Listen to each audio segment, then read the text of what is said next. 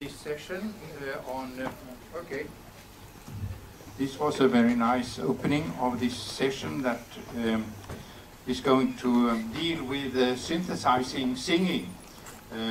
My name is Johan Sundberg and I have been working in this area for some decades. I have noted that over the last decades much work has been spent in the field of synthesis of singing. And this is a task that is both difficult and very instructive at the same time. This workshop will review some of the past and the current achievement in this area. The difficulty with synthesizing singing is that as listeners we are inclined to interpret every detail of the vocal sound as carrying meaning, semantic meaning, emotional meaning, linguistic meaning.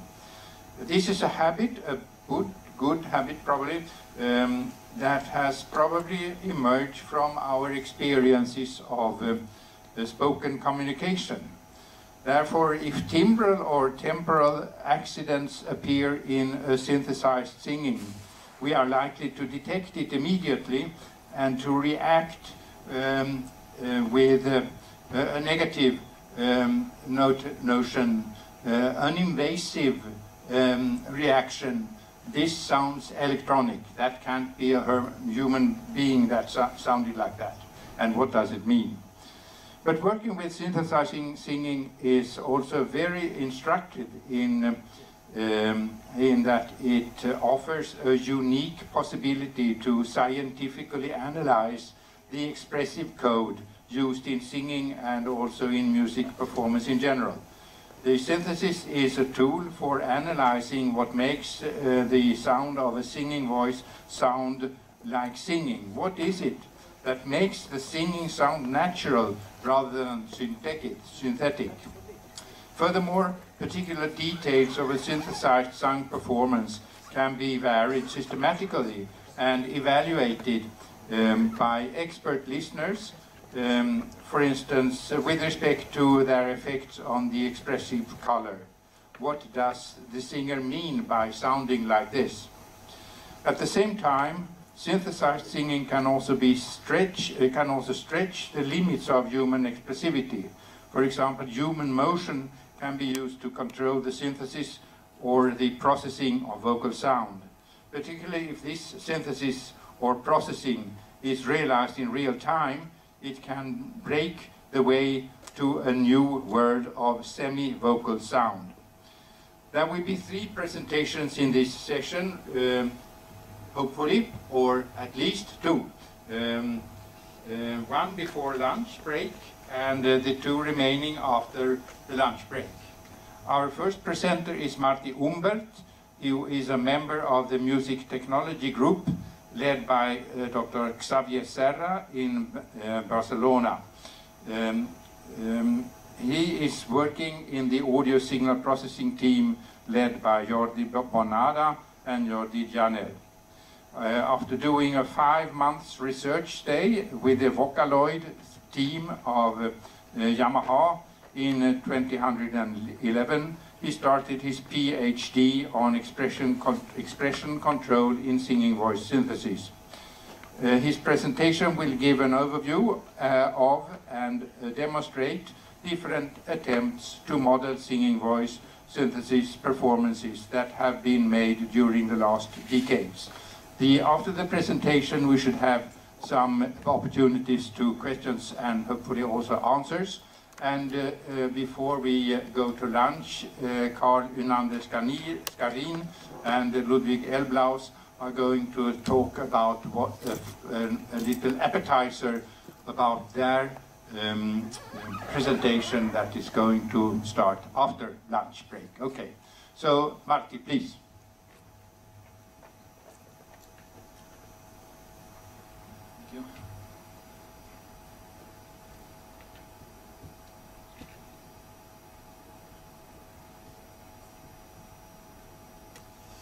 Okay, hello everyone, Kalimera.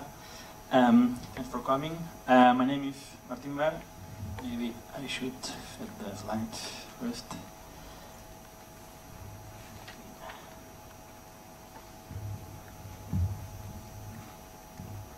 Perfect. So, my name is Martin Ver.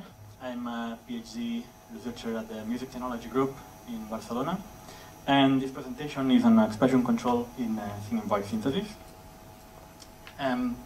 Before seeing the outline of this talk, let me first pose a question. What is it that makes singing voice expressive?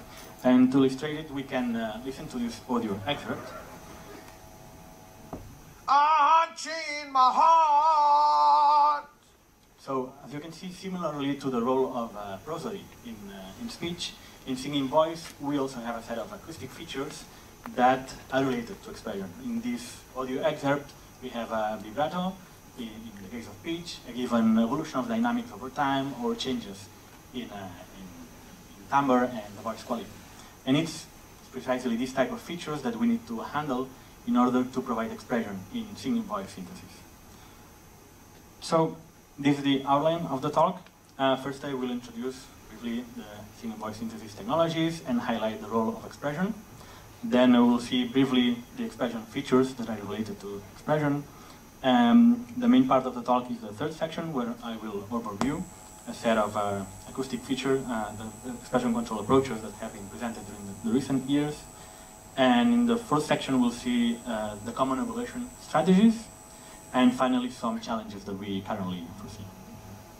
I have to say that the contents of this talk are based on a currently submitted journal article, which is still under the reviewing process, and I have to acknowledge the collaboration of the other authors, like Jordi Bonada from the Music Technology Group as well, Masataka Goto and Tomoyasu Nakano from AIST in Japan, and Johan Sundberg from the QTH in Stockholm. So, there are many singing voice synthesis projects. This is just a list of them, but probably there are many others. Just to show that the amount of them are aware that they are changing a little bit the way we interact with music, and that they are interesting way for composers. Let me just highlight a couple of them. Maybe you've heard of the SMC project. This is an HMM-based synthesizer. Actually, there is an available website where you can synthesize a song by introducing the score and the lyrics in XML format and tune some parameter like the vibrato depth, and then the system provides the synthesis performance. And there's also the Vocaloid project. This has been jointly researched between Yamaha and the Pompeu Fabra and the Music Technology Group. And also, the user can synthesize a song by introducing a set of notes and lyrics and tune quite a lot of expression parameters, such as the dynamics evolution over time, the pitch bend, some timbre or phonetic parameters. But which is the kind of framework underlying these kind of systems? We can think of the input, where we have the score and the lyrics, and also there might be some intention parameters, such as the emotion or the target style. After analyzing this input, a set of expression control parameters are generated by, and this is what we will actually see, can be done in several ways. So to control the single voice model, where the output sound is actually synthesized, and in some cases there is a feedback loop where the expression control parameters can be updated iteratively. If we look at the single voice model block, several classifications have been proposed. I've tried to summarize it in this table. We have signal models. So from the point of view of the signal, there have been time domain and frequency domain approaches. And from a physical model perspective, other approaches have tried to reproduce the physical mechanism that produces the output sound. But a more interesting classification in our case is based on the control parameters of these approaches.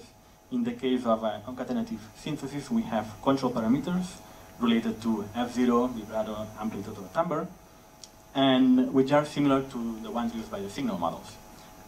These actually, we can think of control parameters from a perceptual perspective of the signal, which is different to other control parameters, which can be seen as from a production mechanism of the signal, which are used by the physical models and are more related to the tongue, the jaw, the vocal tract length and so on. And in this talk, I will focus on the ones from a perceptual perspective. So going towards the main block of this generic framework, which is in charge of the generation of the expression control features, first we should see how expression has been defined through the literature. I'm just showing a couple of definitions, some authors related to the strategies and changes which are not marked in a score, but which performers apply to the music, and some others related to the added value of a performance, and that is part of the reason that music is interesting to listen to and sounds alive. Besides this, well, how is expression controlled? We first could think in the case of a more simple signal than the voice, which could be a signal sine wave, and Dr. Turnstrom wrote that even a single sine wave can be expressive to some degree if it is expertly controlled in amplitude and frequency. So I have an audio excerpt. It's not exactly a sine wave, it is a theremin performance, but well, it helps us to illustrate this idea.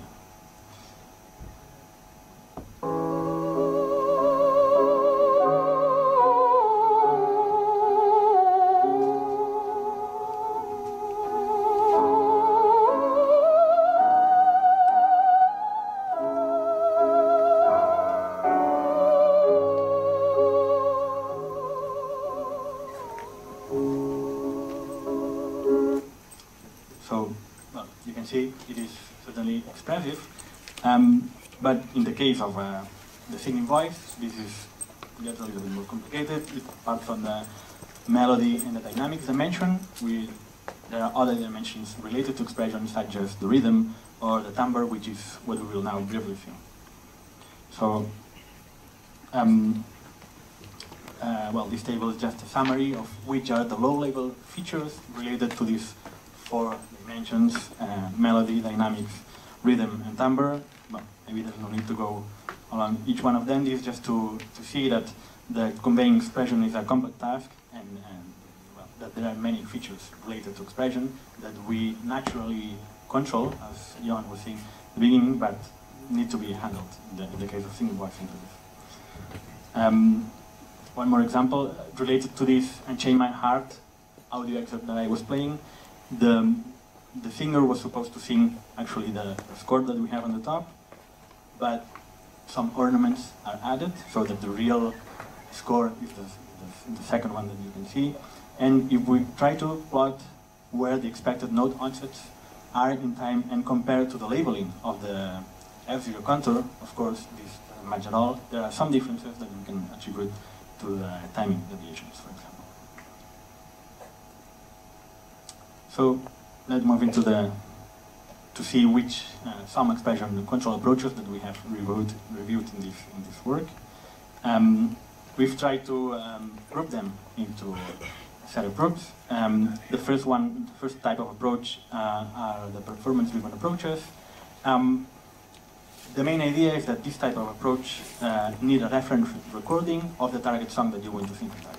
So you already have the expression in that recording, the pitch, dynamics, whatever, can be extracted from that performance and mapped into the synthesizer. As you can imagine, this gets good results because the implicit rules applied by a singer are already in that recording and are used by the synthesizer. We also have a rule-based approach, which mainly follow an analysis by synthesis methodology, as we will see.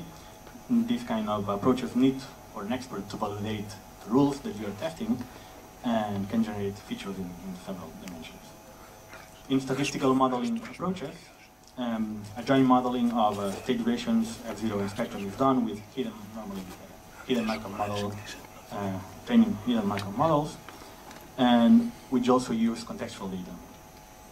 And in unit selection type of approach, which is actually the one I'm working in my PhD thesis, this is related to several control features, except timbre at the moment.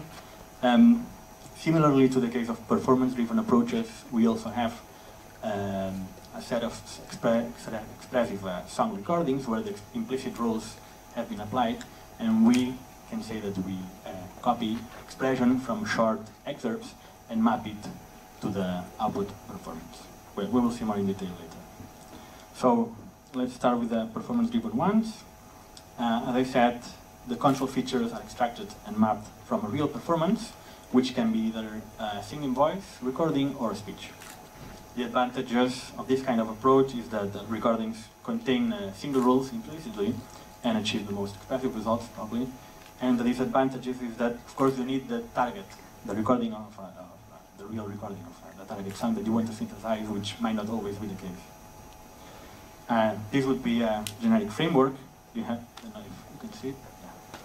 So you have the input in terms of the notes, radix, and the recording, which need to be aligned in order to extract the timing information. Also, the features are extracted from the recording, which are then mapped as controls of the synthesizer. The output sound, in some cases, in iterative performance-driven approaches, the output sound is analyzed and the control features are compared to the expected ones, and if there are some differences, this can be updated.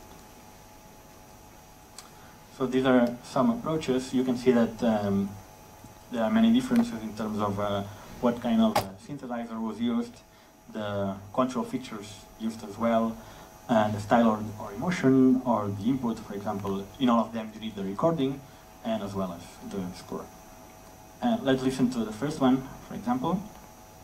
Unfortunately, I don't have the reference sound used to generate where the expression is extracted, but we can listen to the synthesis of Maroon approach. in meinem Latte hänge meine Hoffnung dran. Es wird der Wind mit meinem Blatte, sie trifft, was ich zittern kann. Okay, that was it for the first one. The second one, by Janine and others, uses a sample-based spectral computational approach for the synthesis, and this would be the reference sound where expression is extracted from. ¿Qué le voy a hacer si yo nací en el Mediterráneo? And that's the synthesis result. ¿Qué le voy a hacer si yo nací en el Mediterráneo? Then the third example is the Soito approach. In this case, the reference sound is a speech recording, which is transformed according to the target sound that you want to synthesize. So it's different to the other ones that use a singing voice recording. This is speech. カラス、なぜ鳴くの? And the synthesized one.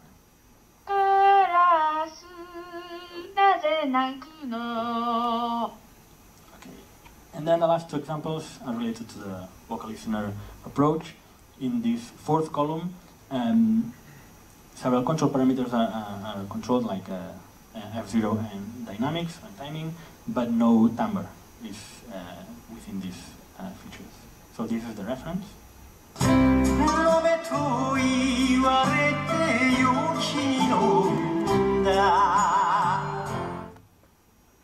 the synthesized one.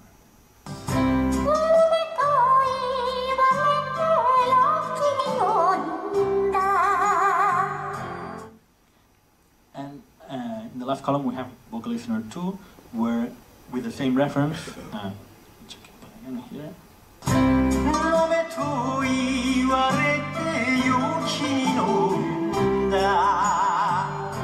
In the synthesized version, timbre is included as control.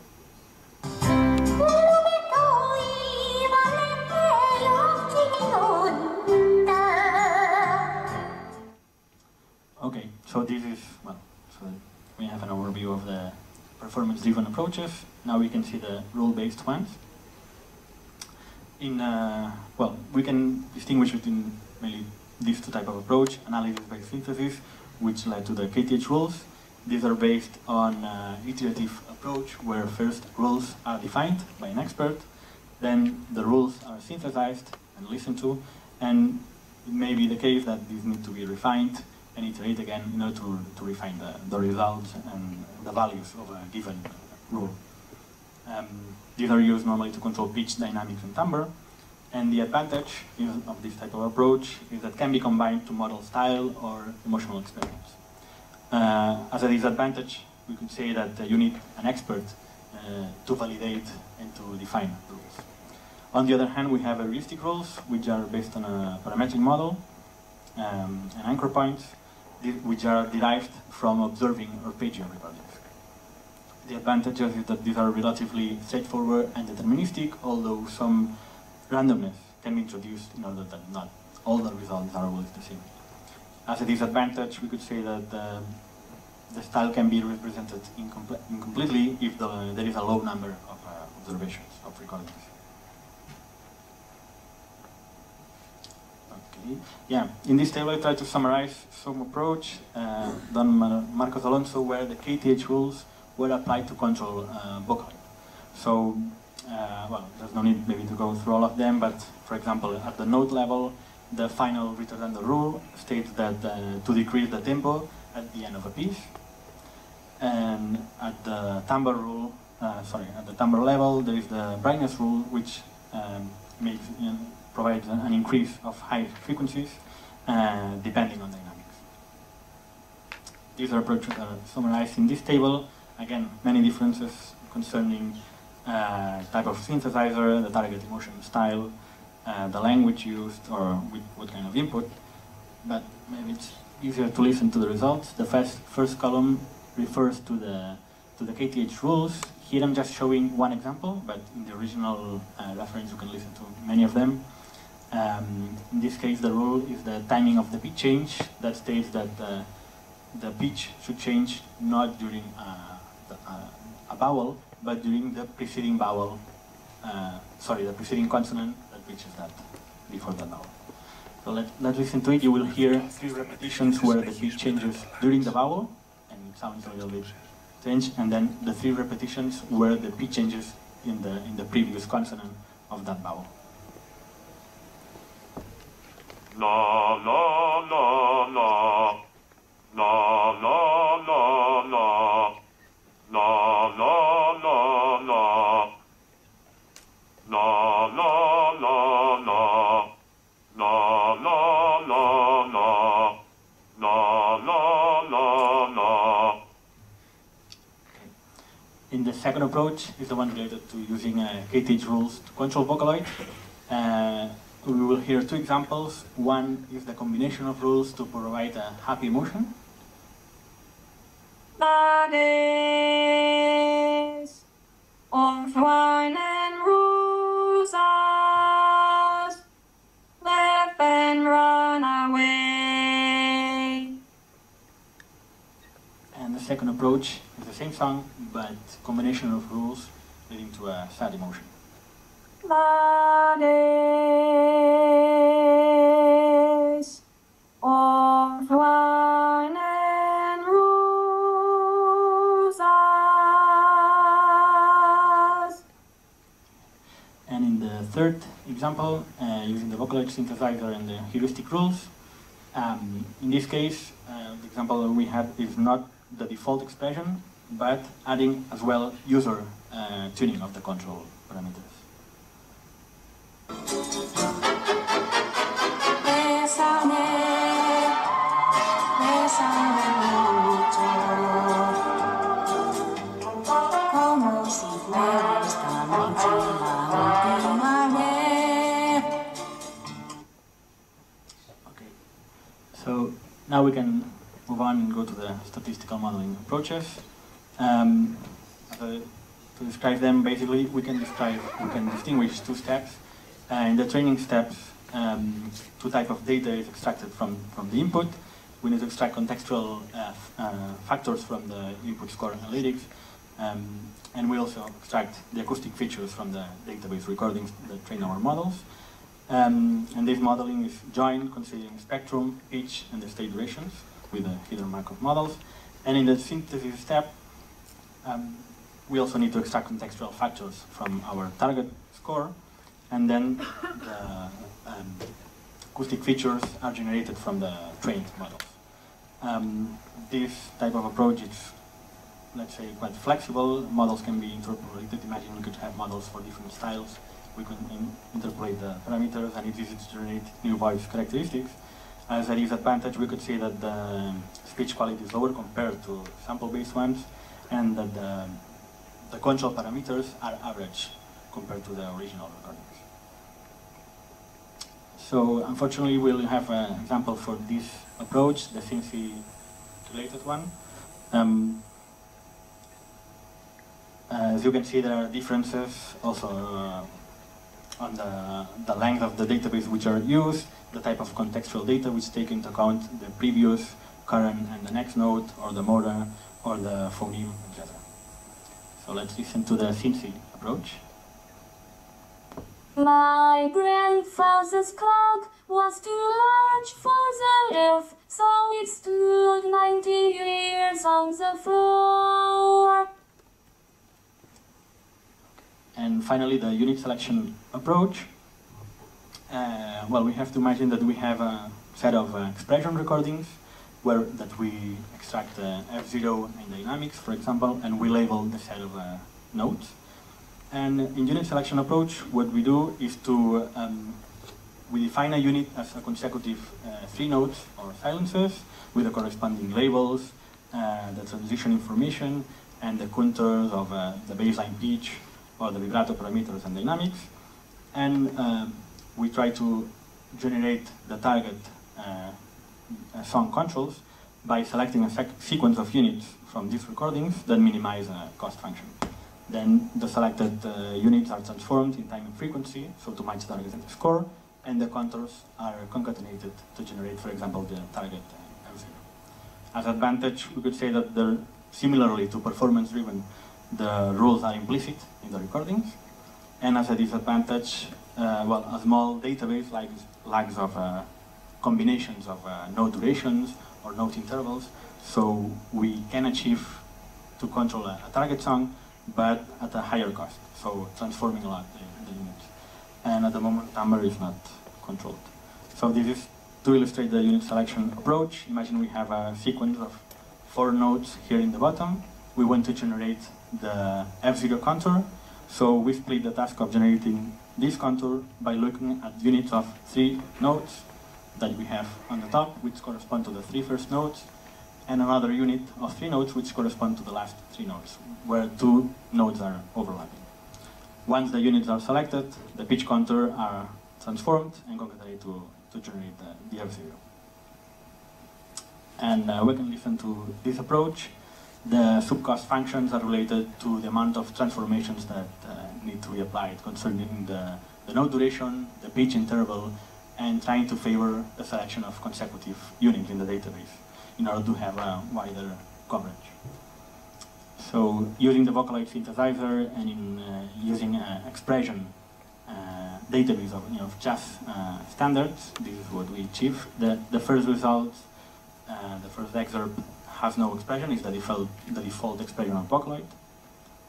Fui un tonto caer, tener así mi gran suerte y también gran día. And the second audio excerpt is the same, controlled by this framework. Fui un tonto caer, tener así mi gran suerte y también gran día. Okay, so now the question would be when to use each one of these approaches. Concerning performance-driven, well, you need the target song, otherwise it's not working, but the advantage is that you are using the implicit rules that the singer used when singing.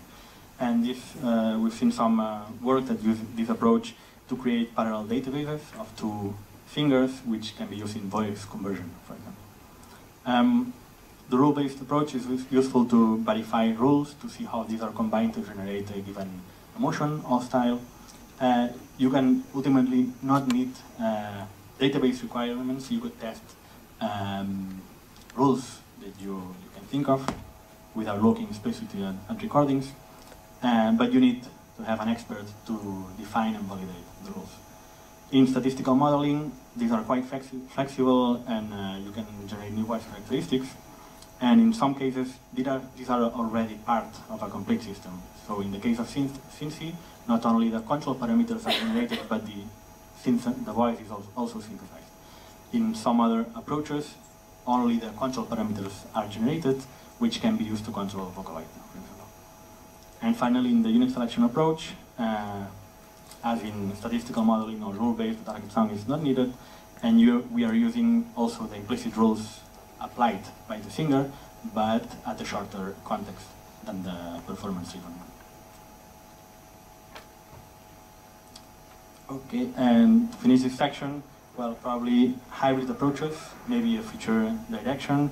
At a short-term, rule-based can be combined to statistical and unit selection approaches as a pre-processing step in order to create small variations of the target song. And beyond that, statistical model could be trained with comprehensive databases with broader contextual descriptions, but covering how one particular singer sings in several emotions and styles, which is now handled. Let's see how these approaches are normally evaluated. So typically, subjective tests are applied, are done with a listening test with a set of subjects, as many other fields. Mini opinion scores are obtained with ratings of psychoacoustic characteristics, or preference tests are done to compare couples of recordings. And less commonly, objective tests are done, because normally it's easier to compare when you have the target performance that you want to compare with. In the other cases, evaluating how expressive is one sound is more difficult, and it's not normally done in the approaches that we have reviewed. But in the iterative performance-driven approaches, for example, the expression controls of the target song are compared to the ones that you generate. But we've seen some problems in this type of evaluation. For example, all the samples that I've been playing in this presentation have a different target song. So how do we really evaluate how each of these approaches achieves expression? Also, the single recordings that these approaches are based on, they are different. Each one generates a set of rules or trains models or units are selected, but from different single recordings. Also, there are differences in the database used to synthesize in the single voice systems, and the evaluation of the sound. All the listeners are different set of people with different backgrounds, so well, it becomes really difficult to evaluate which system and get the best expression. So it would be nice to go towards a common evaluation framework. If we had similar conditions, for example, synthesizing the same song with different approaches, or basing the way we extract rules or train our models from the same single recordings, or the synthesis system are trained with the same recordings, we could at least reduce the differences due to the timbre or the technology. And concerning the evaluation, it would also be nice to have perceptually motivated objective measures, at least to have a standard way to evaluate expression that would allow for scalability, for example, to test one system with different configurations, or to compare all these systems, which now, if we have to do it subjectively, asking people, this would take probably a lot of time. We could probably learn from objective metrics for assessing audio quality and speech intelligibility, but, well, we have not really studied how to do this. And finally, let's go to some challenges that we currently foresee. What are the ultimate goals of singing voice synthesis? So having a complete understanding of the singing voice mechanism, generating singing voices that cannot be performed naturally, like static, for example, or to generate human-like singing voices. And currently, it seems that the technologies are at a transitional stage. We can think of the analogy of the uncanny valley, which is applied in robotics, where the affinity of the listeners, in this case, may suffer from this valley that you see here in the picture. Actually, some feedback has been received when a vocal listener was applied to control the vocal watcher, which is a robot that sings and has facial expression accordingly. But I mean, at least it means that if we are in this valley, there is room for improvement. For example, multimodal aspects are important. Composing a song for a virtual singer is not only about the songs and lyrics, but the singer attributes may be relevant as well. Apart from voice timbre, we have the image in the body.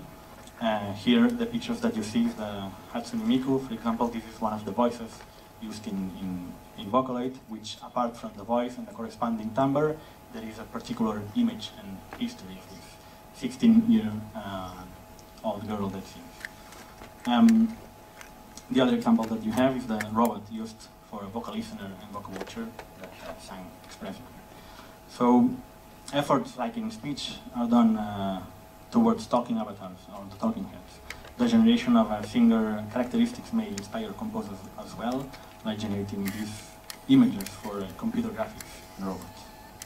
And finally, there is room for improvement in many other aspects, for example, integrating the lyrics meaning, so understanding what the song is saying and sing accordingly by adding, this could be used and on adding contextual data, and more dynamic, complex and expressive changes could be done.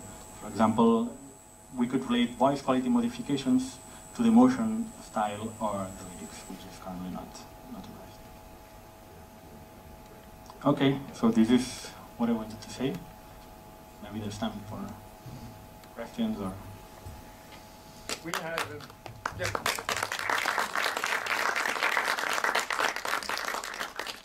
We have rather plenty of time, so we could discuss and contemplate this presentation. So, questions or comments? No? Okay. Questions or comments? Yes. Yeah. I wonder if there's been much attention to music structure on a larger scale. The reason I ask is in the unit selection example you played, but not for me tune, it seemed like there were two phrases. The first phrase, the ending of the note was short. The second phrase, the last note was long, sort of for no musical reason. And that's something that probably unit selection has no knowledge of, but a higher level music structure might have made some different choices. In this case, for unit selection, the expression controls used were the F0 and dynamics. So concerning note durations, these are not changed by the system, let's say. It's what the user has set. So. But in the reference example, the first phrase, the last note was long, and in the synthesized version it was shorter, which was actually a big improvement. So if it looks like it's shorter, it means that maybe the dynamics went down in the end of that note, but because of the unit that was selected, not because the score was changed from one input to the other input. But answering the question, yeah, so having a longer scope would be interesting. Now only 3 consecutive notes are looked, and if you're lucky and the system maybe selects 10 units which are consecutive in the original recording, you have a wider scope and you do what the original singer did. But we are contemplating of working with the KTH rules as a pre-processing step in changing the target score according to, for example, timing deviations. And we can also do this with changing maybe agent models. But the system is not changing the target score. Okay, Anastasia. I've done my PhD in criticizing all the models of the synthesis of the voice in '95. So it's about 20 years. And I see that the research on this field has not advanced so much. Instead of that, we have music industry products like Vocaloid. And I see that in music industry we need now some tools not like Vocaloid but like Finale in scores, maybe to read the text and transform it in singing voice, like that we give the solution to a composer before he uses a real singer to test the timbres, the dynamics with an artificial voice. So my main question is that of course it's going to be very, very difficult to synthesize a real singing, a real voice, especially I don't speak about the concatenative methods, techniques, which are more obvious, but on the real, synthesis of the voice. There we have many problems. And my main question is that you say challenges. Challenges about Vocaloid, Yamaha, or about the research on this field, which will give what for the future, how can I say, user of music technology. It depends which is the user. So here we have many questions. First of all, what do you think about the advance of the technique on the synthesis of the singing voice the last 20 years? In which orientation? And after, in which way we can use these techniques? For example, now Yamaha is making her play. Difficult question. So, yeah, for example, maybe advances can be done in HMM training. The result of the voice quality, I think there is room for improvement. I mentioned it here, but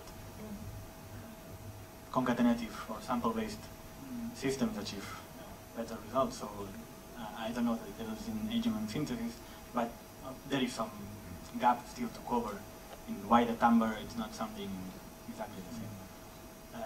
At least it's not. You recognize directly that it's synthesized. I agree that for example, for educational purposes, it's rarely being used, the synthesis of singing, and in the case of Finale or this kind of software, it would be very useful to be able to synthesize, or as a student or as a composer. Yeah. Vocaloid is the one I'm closer to because we speak now about the useness, how it's useful, the synthesis of the singing voice. We miss that. So in the case of SMC, for example, the HMM-based synthesizer, this has been integrated within the Band-in-a-Box software. So, well, it goes into the direction of integrating the systems into other software where you have, but I think it would be really useful to have it into Finale or Sibelius or these systems. I haven't. Sorry? And what about the useness of Vocaloid? Well, it's a creative tool, let's say, for composers. But you realize that the voice is not real. So it's not about imitating a real singer. It's about creating synthetic voices. So the purpose is as a synthesizer of any other instrument, but which the technology is not there yet to imitate a real singer. So I don't think that the purpose is to imitate a real singer and say this could be as real as a real recording, but I see it as a creative tool. The composers that are integrating the music, they prefer to record the voice and use all these advanced processing techniques for cross synthesis or whatever, than to create new ones. Yeah, then I guess it's more related to the community that has been created around Vocaloid. That people create their songs, they upload it to the internet, these are shared, some other people do the videos, and I think that some CD was done using the most listened songs of Vocaloid singers. But I think the business goes more towards this direction. But I think that it's going to be very useful for the community to create this tool for Finale and for all the editors of music. Because like that, I think synthesis of the singing voice, like in this way, is to test before giving the score to every singer. I was wondering if you, I mean, what the target of a synthesis of singing is a crucial question. Is it to create a new instrument that composers could use and shape in the way they want it to be shaped? And then it should be a flexible tool and it could be turned in different ways. And then the addition of emotional colors seems to be more like a tool for expanding our understanding of the expressivity in music performance. And there, I think maybe it is possible to develop the quality of the synthesis along that line of development if some more physiology, vocal physiology, were implemented. For instance, it is commonly assumed that the sound pressure level is the key to loudness, and that is entirely wrong. It's not at all. In singing, the criterion, the characteristics that is varied with vocal loudness. Vocal loudness is spectral tilt, and if you vary spectral tilt from very steep for soft voice to more flat for loud voice, then you get a rather convincing model of vocal dynamics. So that may be quite an interesting complementation or development in the future. Also, we have the possibilities to vary glottal adduction, the force by means of which we press the vocal folds together, and that then changes the voice source, the signal generated by the glottal airflow. So if you have a weak glottal adduction, you get a breathy voice like that. And if you have a firm glottal adduction, you get something like this. And that, I mean, that has a very strong emotional color. And this also has a very strong emotional color. So I think that that could be a development line that could be used. I also was thinking about the dimensionality of emotions. I think there are three main dimensions, at least in traditional psychology, and one is the arousal and peaceful that you may be, and then the other one is that you are happy or you are sad, positive and negative, and then if you feel powerful or powerless, that is the third dimension. And maybe oriented the work with expressive synthesis along those lines may be fruitful to see what happens when under conditions of arousal. I found when I was working with singing synthesis that a very, very powerful characteristics of arousal was to change the sound level quickly. That was very, very efficient. So that is changing loudness quickly, and if you spend loudness, that gives an entirely different emotional color. And that is also tied to physiological control parameter, which is the subglottal pressure, that is the breath pressure that you have in the lung. So, and then of course the pitch change, the rate of pitch change is also a dimension that may be worthwhile. So do we have comments and suggestions about these things, to how to add emotionality, emotional expressivity to singing synthesis? What do you say? So I was thinking about how to work in this three-dimensional scope. So either we have an important database in order to train the HMM models.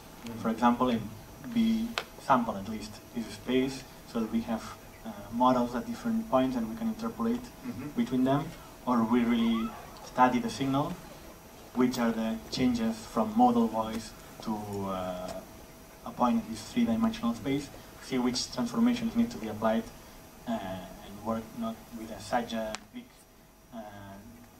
big database, let's say, but work with the type of transformations that need to be applied. So yeah, now I don't really know which works have been done in order to change from modal voice to each one of these directions that you were mentioning, but I guess this would be the two. I think a database is quite fine, and the outcome of it would be rather dependent upon the analysis you apply. So looking at the spectrum may be a bit crude, and maybe you need to peel off the formant frequencies, which probably have their contribution to expressiveness, and then look at what the voice source is doing, what the glottal airflow waveform is doing. So, and that is, of course, a rather ugly project because it will take a lot of time. But on the other hand, to see what the vocal tract is adding and to see what the glottis is adding, that may be a nice way of increasing our understanding of the expressive code. That it's possible. Comments? Anastasia? Yeah, I wanted to say that your first remark that we must, or we should use the synthesis of the thinking voice for understanding better the way that our vocal apparatus works. I think this is the next point. Because as you have already constructed MAD, this small synthesizer, which is freeware, I think it's a very good tool for our students to understand the formatting values and like that play with the values. On the other hand, I think that many singers, they don't know how to use their vocal apparatus, and if they have tools like that in order to test their flow, the formants, or the nasality, or whatever, they could understand better by synthesizing it in which way they are going to create their head voice or test voice or whatever. So I think that the synthesis of the singing voice could remain there, understanding better the vocal apparatus, and second, maybe as a creative tool for the music editors like Finar, but not create vocal timers for anima like the Japanese. This, for my aesthetics, it's out, really. Because you can do it with other tools, not with that. So I don't know what Yamaha wants to do with Vocaloid, but I am out of this aesthetics from my European aesthetics. So what you have said also about the expressivity of the singing voice, we know that the expressions between the speaking voice and the singing voice are different. And the emotion is cultural based, we know that. So we have to take account, of course, of cultural parameters, and of course the difference between speaking, me singing, and singing. And their singing is oriented through the melodic line that is imposed by the composer, and also by the rhythm, and the only thing that the expression can be characterized by, the emotion, is by the timer. All the other are being indicated. And sometimes there are densities that change because he doesn't have very good pitch in the high notes, so he must change the intensity and he sings very loud. So there is a misunderstanding of the emotions that are being expressed during singing. What do you think about that? What you mentioned about the emotions. Yeah. I am happy, but happiness in opera is expressed by a melodic line that is ascending, and sometimes it's very quick, not very slow, happiness. because you speak about emotions. Yeah. Here maybe it's not reaching the emotion level, but just the expression level. So how to change the pitch, how to do a vibrato which sounds natural, how to transition between notes. Yeah, yeah, exactly. Moving towards emotional, I think that would be the next level, I think.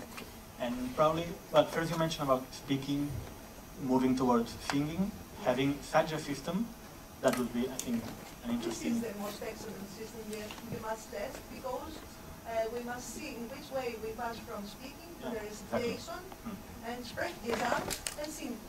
And which parameters do we take? This is a very good tool. Synthesis of the singing voice is a very good tool.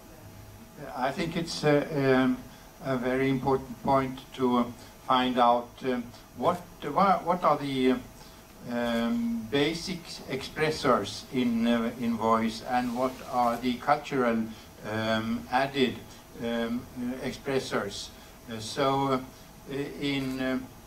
I mean, you don't need to take a course in order to understand what the dog is doing when you step on his tail. It is obvious that that was not a happy scream. So this belongs to the basic that should be international and across all cultures. And I guess that singers who are performing all over the globe, they must exploit the global code of expressing emotions or making a performance interesting. And then on top of that, there are local variations that we need to sort out. So I would like to hope that that it would be possible to divide the expressors. First of all, to identify what are the expressors, how could you change the voice in order to express things, and once you have a lexicon, a dictionary of expressors, then you could say that these vary between cultures and these are a super culture. That is so. Do we have? Yes, please. So maybe this comment will support what you are going to say, but the singing is just technology, right? So that's a program for person who would like to use that for different purposes. So of course, singing synthesis technologies can be used for understanding what the human singing itself, well, physiology, psychology, etc. Yeah, or testing, yes. And also that can be used for training, novice singers, beginner singers to study how to do that. That's what you're going to say, right? Yeah, yeah. But also, singing synthesis technologies can open up new culture or new, express ways of delivering some emotions or some content. So I came from Japan. I know very much how the technology is used by so many different people.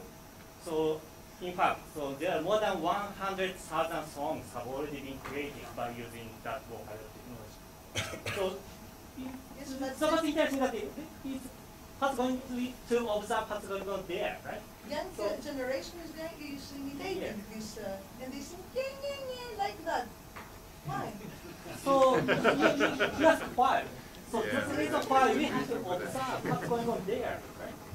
So because we have to respect different cultures. It's not just we shouldn't say that singing technology should be used in that way, right? Because singing technology should open up some new ways of delivering culture that different that can be global in the future. But so far, in Japan, you might think why it's used in that way, right? But we have to observe what's going on there because it's on the market already. So we have a chance, as our research community, we have a chance to observe what's going on there. So in that case, I believe that we shouldn't say the technology should be used in that way. The way of using that technology in Japan is wrong. So we should say something like that, right? So I just try to figure out. I will tell you, I try to say that if the technology is not finished yet, it should be remain in the laboratory. Don't go out. Because I am interesting point. So, technology. because, you know, If the you can technology- change it from one culture to the other and change all these time bursts, Interesting. of course, Yeah. it's very interesting. But for the moment, it's on the first aid. Why do you sell it? I'm not Yamaha people, right? Please note that I'm not employed by Yamaha, and I'm just a researcher. But they are ST Japan, just governmental research institute. I'm very independent from Yamaha. I'm not trying to support their business, right? But I'm curious, what's going on there, right? In Japan. Yes. So you might be right. If the technology is not mature, that shouldn't be on the market. That's what you're going to say. But the technology will never be mature, in my opinion, because you know the singing synthesis is so difficult task. So we cannot wait 100 more years, right?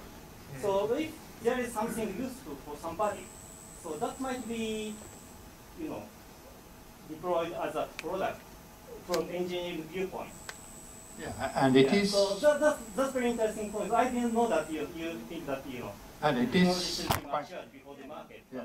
And it is quite widely used as it is, and people like it. So it seems to serve a purpose. You were mentioning MADDE, M-A-D-D-E. That is a freeware on the internet that you could download. You could vary form and frequencies. You could vary vibrato, and you could vary voice source parameters. And that has been widespread in European singing teachers. So they use it to demonstrate various vocal effects. And the fascinating perspective there, I think, is that this may open up the teaching of singing, the study of singing, to people who were not interested because they couldn't understand what the teacher was speaking about with the placing the tone and support and what have you. Now it is possible to have an alternative strategy, pedagogical strategy, with using synthesizers, high-quality synthesizers like MADDE. MADDE is a vowel synthesizer, so it doesn't produce any syllables. It is just one vowel at a time. But the vowel can be very, very beautiful and very, very ugly. So that is a useful. I would like to raise another question. Here are many people in the hall who have been working with the evaluation of synthesis quality. And there you could use different techniques. You could use different groups of subjects. So one choice that you make is, do you take anybody as a subject, as a rater of quality, or do you take an expert? Do we have points of view, comments, recommendations? Anybody? Well, Xavier, yeah? Well, I wanted to mention about this evaluation, the issue that in singing voice, we are so good at appreciating the voice that the evaluation is a very difficult task, because some very small distortion completely overrides your impression on other aspects of the voice. So the typical problem of when you have normal listeners evaluate this type of technology is that they focus on distortion type of problem, and then therefore you don't get the proper evaluation. Nice. So the issue of being able to distinguish the different dimensions of expression that I normally don't see it, like between, like, let's say, naturalness, which is basically at the synthesis level, to kind of the expression that is more related with the subject, with the quality of the sort of vocal organ, or the more higher level expression. So I think it's very important to distinguish them and be able to evaluate them separately, because they're very much interrelated, and sometimes, like, the naturalness is affecting all the others. Yeah. So basically, when they say that something is not expressive, is basically what they are saying is that it's not a natural voice. Yes. So I think it has been very, very difficult to evaluate the expression level characteristics of the voice in all the. I remember Gunnar Fant, my department boss when I was younger. He was running an experiment where he varied the amplitude of the voice source fundamental in examples. and asked people to tell what is it the same or different. And there was a chaos. There was nothing like a systematic response to that question. And then I was doing the same thing with singer teachers and with singing voice. And there, this variation of the amplitude of the voice source fundamental is actually varied for expressive purposes. So they were much more systematic in catching this. So, I mean, I'm very fond of expert listeners because the standard deviations go down. Yes? Yeah, just another comment about evaluation. When you're trying to evaluate subtle things, a lot of times it takes a lot of learning to learn how to hear things. And just a very simple example, many people probably remember the first time they heard FM synthesis. And you know, those examples are pretty striking when you first hear them. But then, you know, pretty soon, I mean, as I remember, everyone was talking about the characteristic FM sound. And it's actually a learning process to learn what it is about FM that people actually don't like or object to. And so, you know, if you gather non-expert subjects, or even experts that have never heard a particular synthesis method, you know, they don't know what to listen for, and it makes these studies very difficult. That's very true.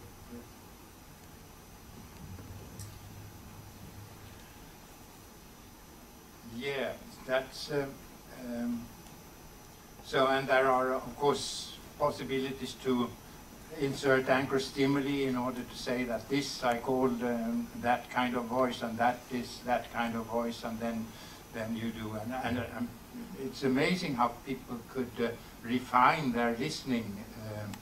So we made a study of different types of belt voice, musical theater, and there was metallic and brassy, and there was all kinds of things, and I couldn't hear one thing. But there was we selected a group of experts, and they were provided with anchor stimuli, and we said that this is what we called metallic, and this is what we called nasal, and then it worked quite nicely. So I was amazed.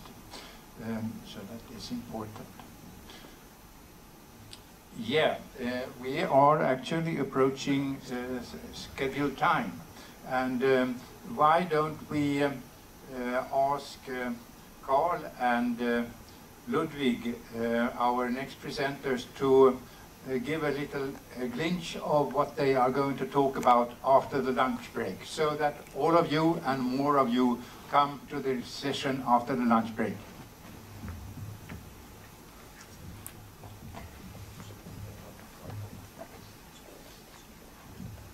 Thank you, Johan, and thank you, Martti. Very interesting work. My name is Carl Unander Skarin, and this is Ludwig Elblaus. We are both from Sweden. I am a professional opera singer and also a composer. Ludwig is a composer and programmer and artist.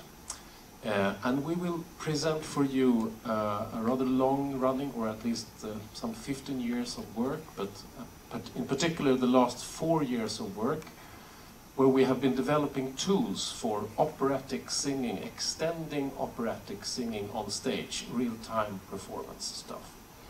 And this line of, we will in particular talk about 5 technologies that we have been developing that have been used extensively on stage by opera singers.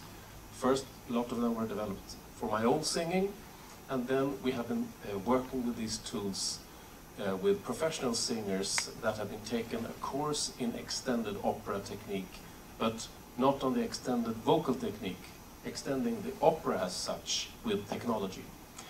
So Ludwig here has, and we will, at the end of this presentation, I will sing with one of these tools that we have created, in particular Ludwig has created. And that tool was created for an opera called The Elephant Man. So when I was commissioned to write this opera, the music for that opera, the main problem was how to write an opera about the Elephant Man and how to have this person sing, because obviously he would not have been able to sing very well, as he hardly could speak. So we developed this dynamic tool that made it possible for the opera singer to influence the sound of his voice in real time with the movement of his hands. And also Ludwig created a choral choir effect, which is, has been proven very useful in using that in performances of music by Monteverdi and Handel and so on. We will give you some examples of that. In short, it will be a presentation of 5 lines of works, and at the end of that there will be some singing and presentation of that material, and you will be able to see how we have been doing that stuff. Welcome back. We can't wait.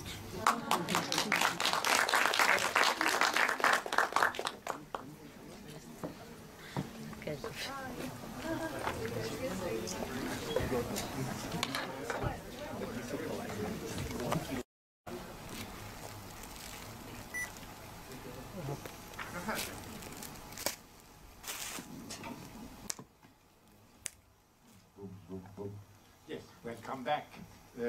This is going to be the second part of the workshop on synthesis of singing. I remain being Johan Sundberg, and we are going now to look towards the future. In the first part it was more about the development and the present state of synthesis of singing voice, and now we are going to look at future possibilities. Our presenters are Carl Unander Skarin and Ludwig Elblaus. Carl Unander Skarin is a composer of 9 operas that have won international acclaim. He's also a professional lyric tenor and has worked extensively with applying electronics in operatic practice. His research around extending opera is a joint project between KTH, Royal Institute of Technology in Stockholm, and the University College of Opera in Stockholm. It has attracted international attention and has resulted in several research articles, as well as novel embodied interactive instruments such as the throat number 3 and the vocal corder and others. Together with Ludwig Elblaus, engineer and artist, he will talk about and demonstrate some of the systems they have developed together that allow singers to use body and lip movements to modify and generate vocal sound in real time. Okay.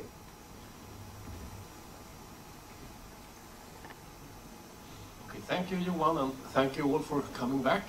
I hope that this will be an interesting session for all of you. The presentation will be something like 25, maybe 30 minutes long, which will be a slideshow, obviously, a keynote with some video examples. And those examples will be about 3.5 minutes long, so they are pretty short, and they will be presenting these various technologies that we have been developing. So the term of the research project is extending opera, and as I said earlier, the idea of actually using the operatic singing technique is a core feature in this research project, that all singers are, so to speak, real opera singers, very well educated professional singers, using the "Welcome to Technique" when you sing very loud to be heard over an orchestra. And it is also important that we are working with live performance. So, and the whole procedure around an operatic performance is a very particular biotope for probing and to developing things. So actually working in the world of opera has been very important for us. I will talk more about that later on. This is just to give you a few slides. This is one of the instruments, the vocal corder. This is the virtual viola da gamba. This is the charged room, and that is the throat 3 as used in the Elephant Man opera. This is the 2 of us and where we come from. So, what is the object? What are we doing here? One important question is, how can we re-empower opera singers, enabling them to take stronger control over their accompaniment and vocal artistic expressions? To answer this overarching question, a novel design space has been opened, which we call Extending Opera, and it consists of these interactive electronic tools that are used on stage as singers perform in real time. So obviously the real-time feature is very important. The research has its methodological groundings in research through design and research through the arts, being artists and doing the research in an artistic realm. Therefore we call it research through the arts. And there are 3 guiding research questions, or even guidelines, that we have been working towards. And through them, the artistic practice has led to knowledge production. These are the 3 research questions guidelines. How can the design and creation of interactive artist-operated instruments be informed by deep musical knowledge, and how can that be probed by the particular conditions surrounding an operatic performance? Secondly, what impact can interactive artist-operated instruments have on the opera singers themselves and on their vocal technique?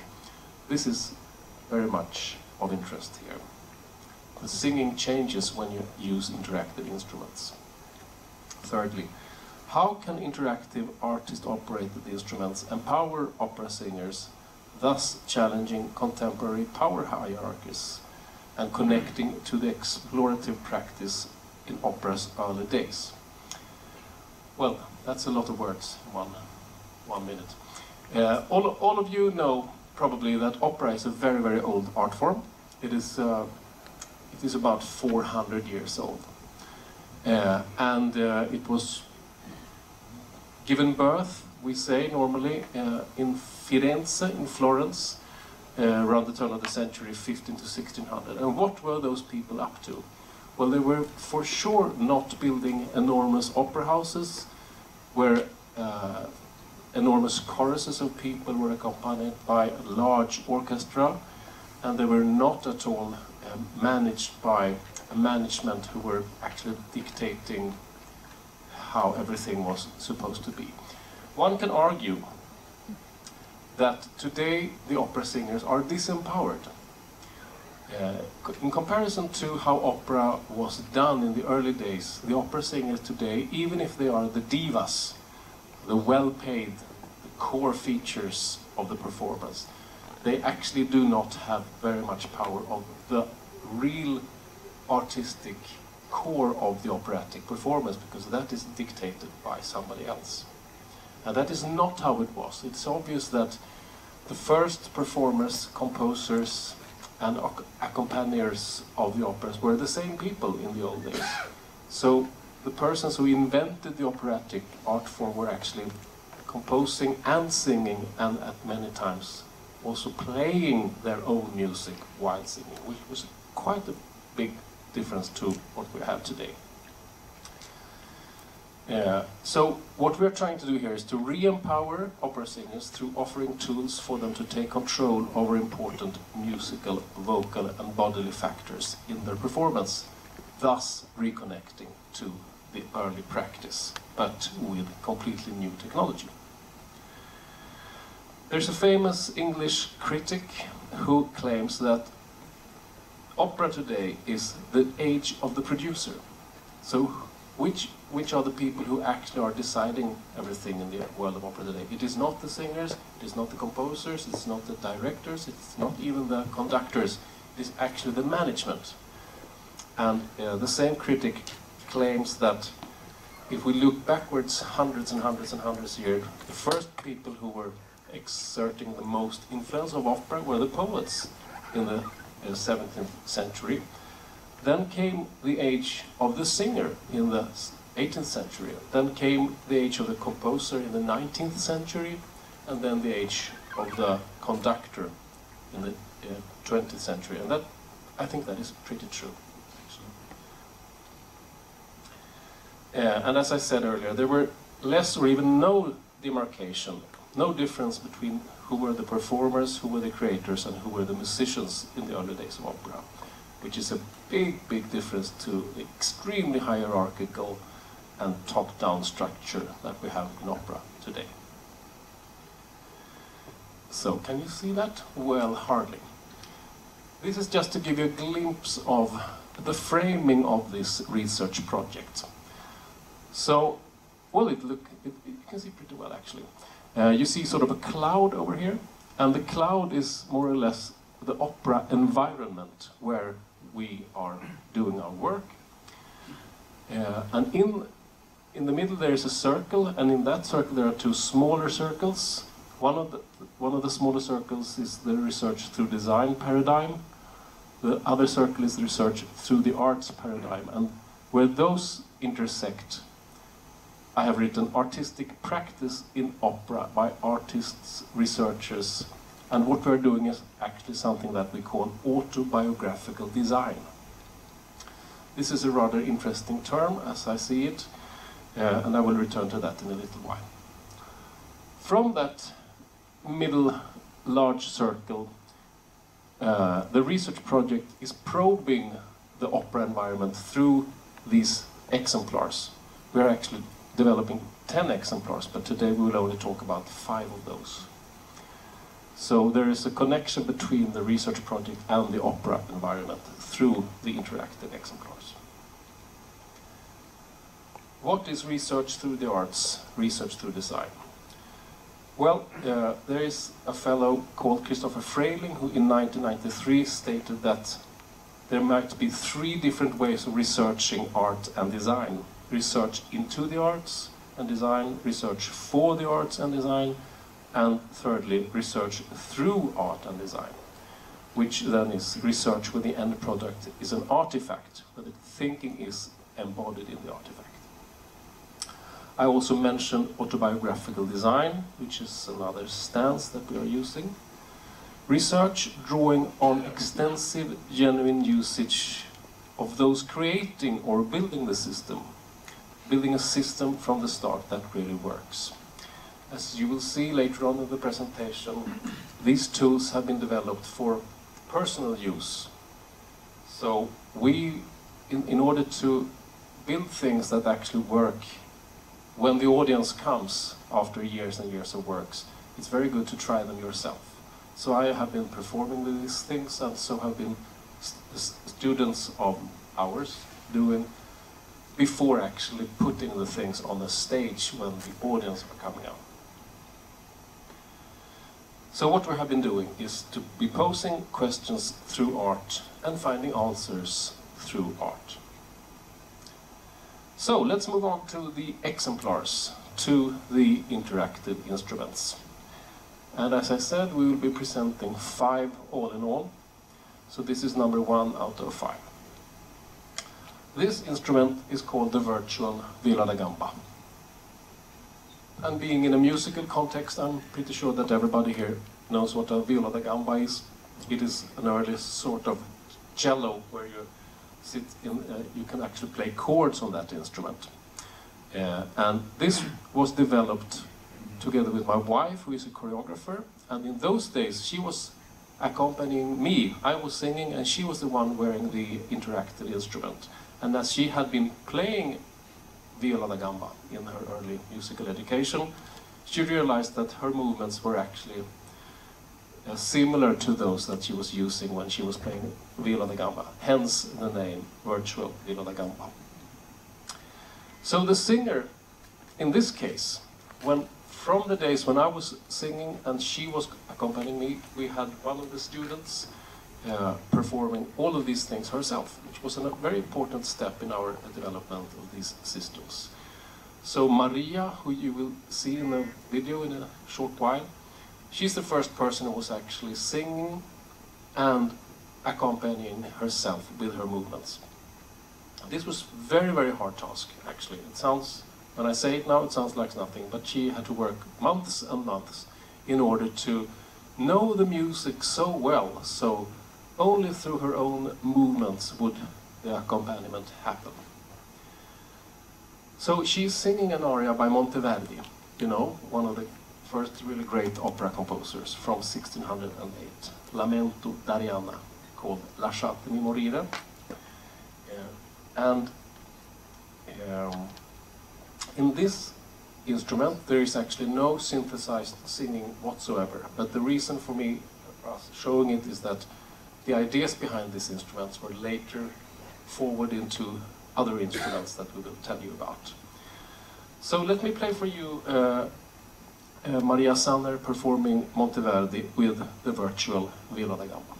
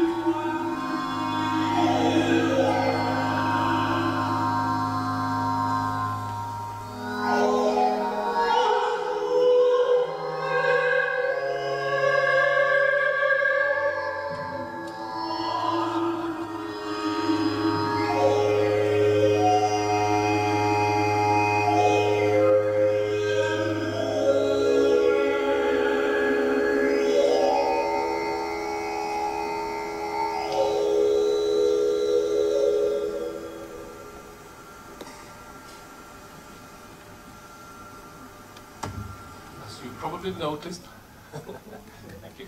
As you probably noticed, this is a rather simple interactive idea that with the movement of her right elbow she's forwarding a preset chord sequence, and with the movements of her left wrist she's influencing the sound of that synthesizer with a vocal kind of filter. She can also actually change the amplitudes with her left elbow, but that wasn't so easy to hear. As a matter of fact, this system allows for 12 simultaneous lines of sensor data to be transmitted from the body. And we started with 12 and we stripped down to only 3 in order to be able actually for the singer to work much more clearly with the musical flow. So less is more. This is really an example of that, I may say. It was interesting also that for Maria, this way of singing was so interesting. It actually put the light on her own singing technique very, very much. So, and she was writing about that later on, that actually to have to really worked with a completely and much more bodily way of her singing, actually helped her breathing technique quite a lot. And she realized that she was used to, which opera singers very often do. You very often stand like this, and you stand more or less still with your favorite foot in front of you and with your hands like that. But you can't do that if you're going to accompany yourself. So that was an important and very interesting work for us. Let's move on to exemplar in focus number 2 out of 5, which is a completely different interactive idea, but with some similarities when it comes to the accompaniment idea. The instrument is called the vocal corder, and that is obviously a game. You know, we have these vocal cords, but we also have the chords which accompany music. The vocal corder is a large bodily interactive interface. So that is a picture when I am actually performing with it, and you see that there are wires running from floor to ceiling, and those wires are connected to potentiometers running over, sitting with wheels up in the ceiling. And that makes it possible for a lot of different things to be manipulated by movement, by bodily movement, which you will see in a while. That is one of our students, another professional singer who took a course at the University College of Opera. And you will see her sing in a little while. Let me read this for you. The device allows performers to interactively accompany themselves through pushing, leaning on and bending steel wires. Audience members can also use the instrument to interact with the operatic voice, a pre-recorded voice that is.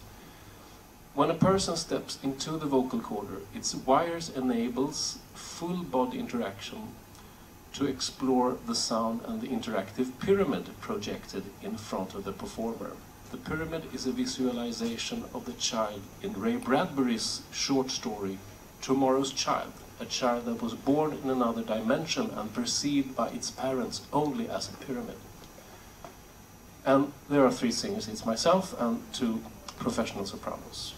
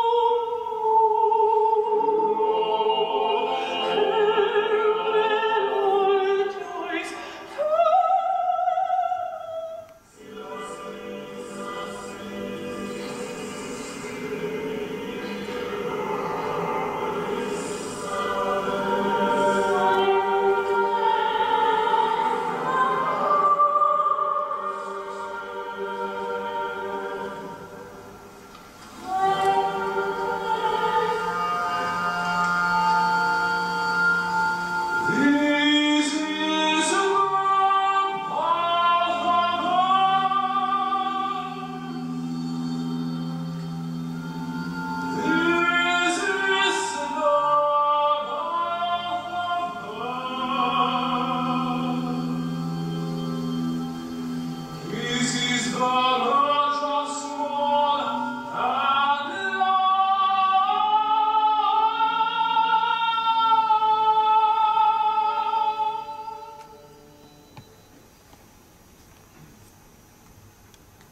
you may have noticed that there were actually two ways of interacting with the instrument in this case. We have one where I was singing, where pretty much similar to the virtual viola da gamba idea, where you have chords that you can forward with your movement on one of the strings. So there's a preset progression of chords that you know where you are. But in the other case, when the two female singers were interacting with the instrument, we did it in a completely different way. We had actually, I had chosen a song, or actually a choral composition by Orlando Gibbons, a 17th century English composer. The Silver Swan, who living had no voice, is actually a pretty operatic idea about a swan who sings on the verge of dying. In any case, what we did here was that we realized that with only 7 chords, the whole song could be accompanied. And the instrument has 8 wires, so we put on 7 of those wires, we put those 7 chords. So the singer needed to, in space, being aware of where is the F major chord, where is the G sharp chord, and so on, and to really know. And also, the wires, they don't have one break point. It's actually when you push it, you move forward or backward in the sample of that chord that was pre-recorded by singers, which makes it pretty interesting. For instance, the F major chord was throat, throat, throat. So the singer can actually interact with those pre-recorded singing or choir sounds with the body, which also was a pretty fascinating thing for them or us to do. Exemplar in focus number 3 out of 5 is called The Charged Room. This is one of the interactive ideas that we are actually now forwarding. We're working with a completely new version of this instrument right now that we call Corpus, for an opera that will be upcoming in Croatia in 2 years from now. We'll talk a little bit more about that later on. When it comes to this, you see here singers interacting in a space. It enables opera singers to manipulate the sound of their voices through movement in space. A video camera transforms X and Y axis movement to information that informs the playback of vocal sounds according to position. This is, of course, done in many ways. The idea that we used here is that you will see that the singer, she starts to sing a cappella. No, she's in the space, and as you see, when she moves in one direction like that, she's moving within the sample. But on that direction, she will change the length of the loop of the sound, which makes so when she's really far back, she creates very tiny loops, fragments of the sound, and the sound that she's playing with or interacting with is a recording of her own voice. So at the end of this little film, she will be actually singing together with her own pre-recorded voice, interacting with it in space.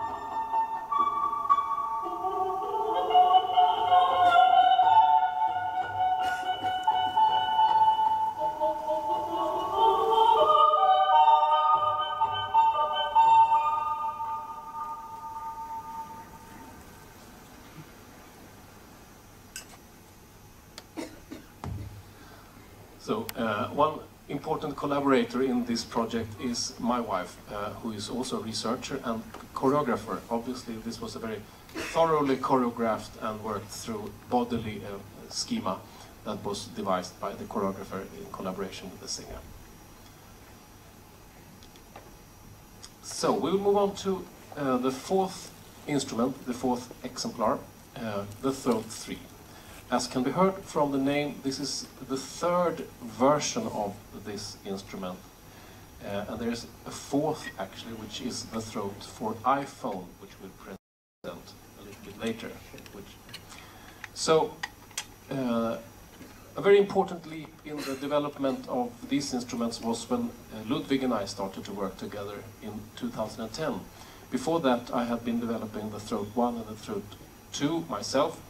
And as I am not a programmer, at least not particularly skilled programmer, it was a great thing to team up with Ludwig, who is a great programmer and a great guy, all in all.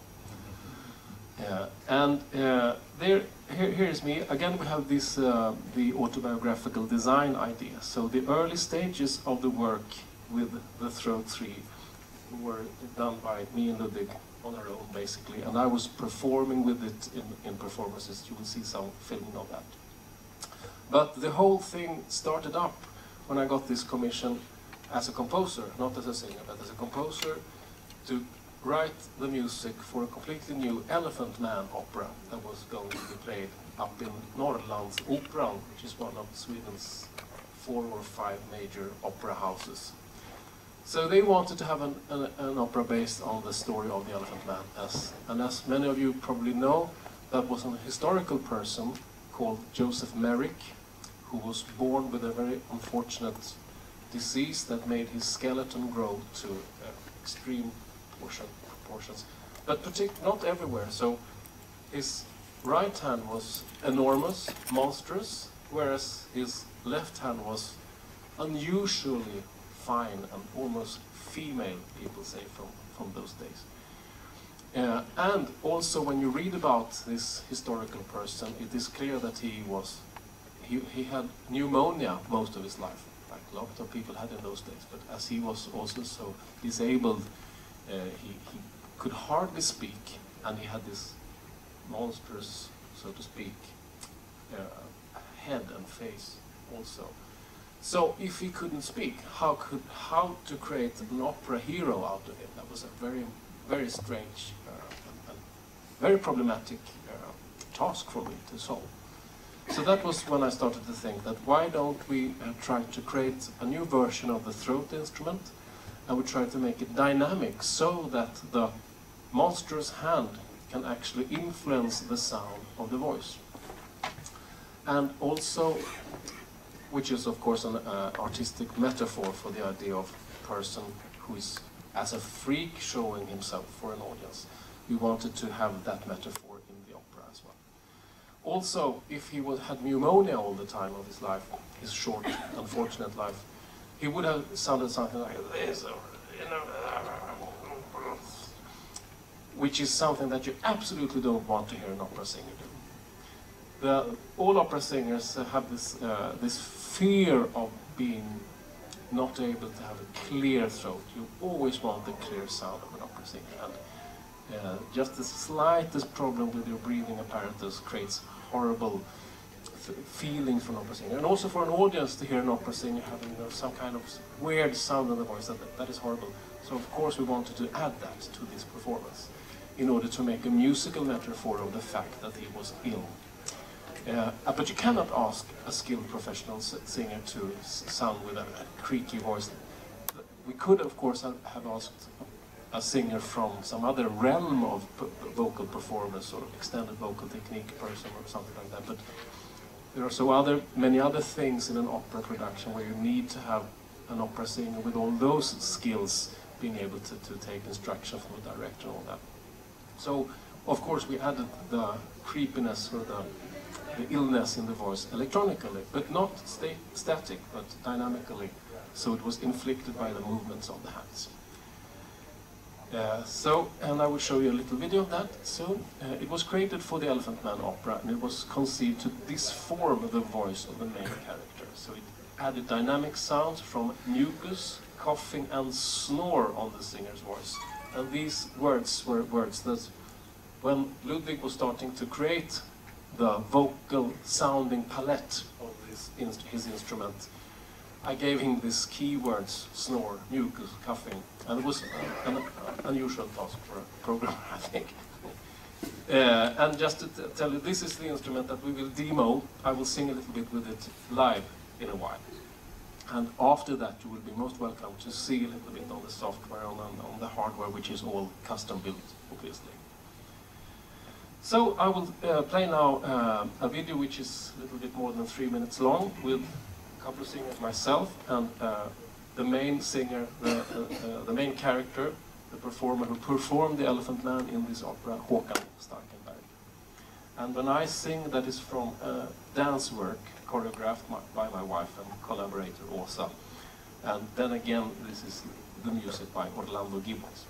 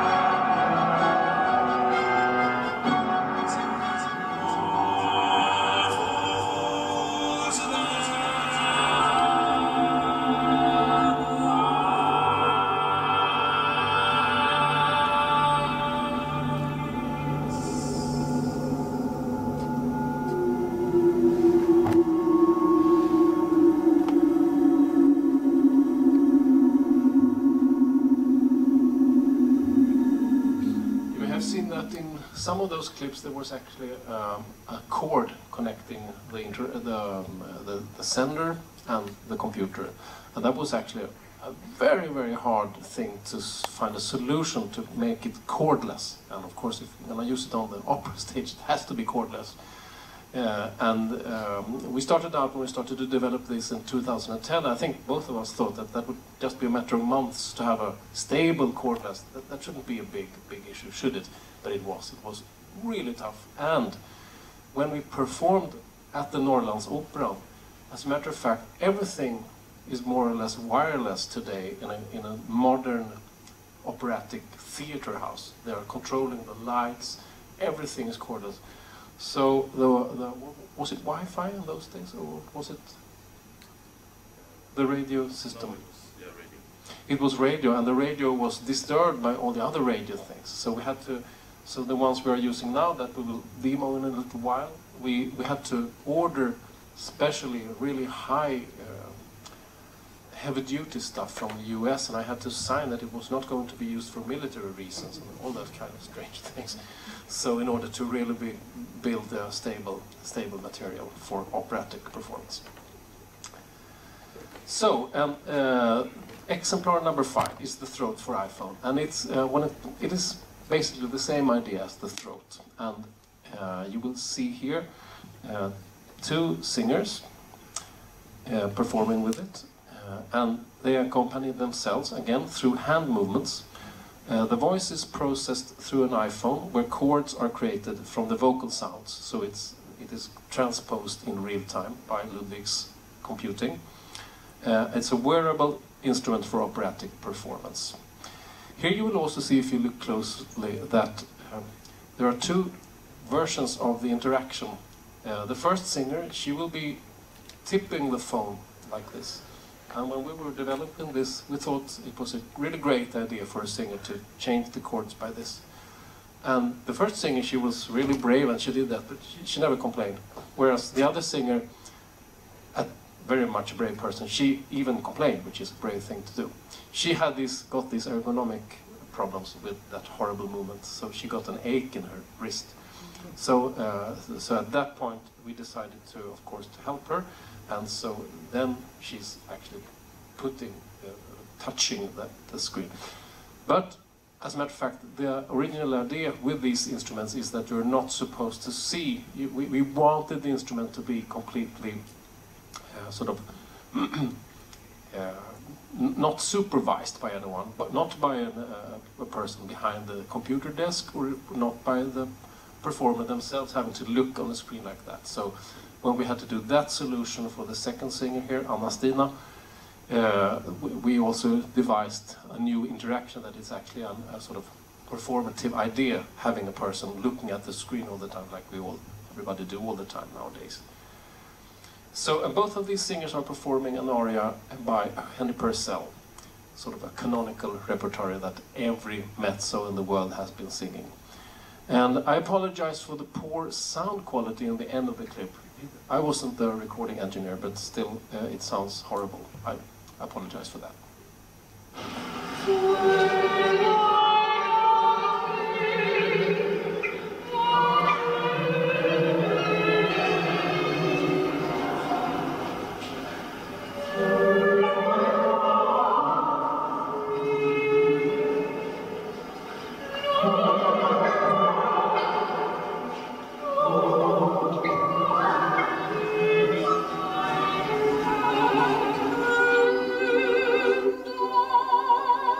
Do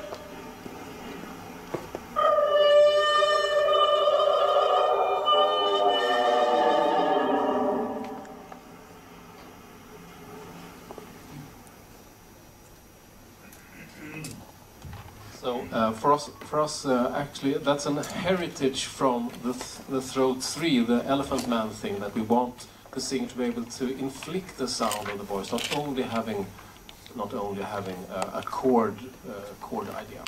So as you noticed, when she could actually move, she could enter the possibility of ring modulating the voice. So then when she did that movement, she was changing the frequency of the modulator or the carrier of the ring modulation of the voice. So just to wrap things up here before the little demo, this is the opera environment. You have seen 5 of these arrows, which are these exemplars. You have seen the charged room, the vocal corder, the virtual viola da gamba, the throat for iPhone, and the throat 3, that are sort of communicating from this research project out and back with the opera environment through new music and actually canonical repertory of the opera. So what has happened is that knowledge contribution through practice. If you remember these guiding questions that I mentioned at the beginning, how can the design and creation of interactive artist-operated instruments be informed by deep musical knowledge and be probed by the particular conditions surrounding an operatic production? 2 requirements were identified and described through this project. The first is something that we have baptized sensory digital intonation. That is a requirement that highlights how the fine-tuning of technologies and real-time interactivity is incorporated in a feedback loop with artistic concerns and creativity. So how does one create a really good interactive instrument? Well, what we have noticed is that there is a very, very long phase when you really don't know what you're doing. When you're actually, you don't think that the work is moving forward or backward, but that is actually when you're changing tiny parameters back and forth, rebuilding your stuff, changing here and there. That is when the artistic work is actually coming forward. And we call that phase sensory digital intonation. And as a lot of you people are musicians here, of course you're familiar with the term intonation. That is, for instance, when the tenors in a choir are trying to sing the same tone, they are intoning. Everybody has to fine-tune in order to find the good sound.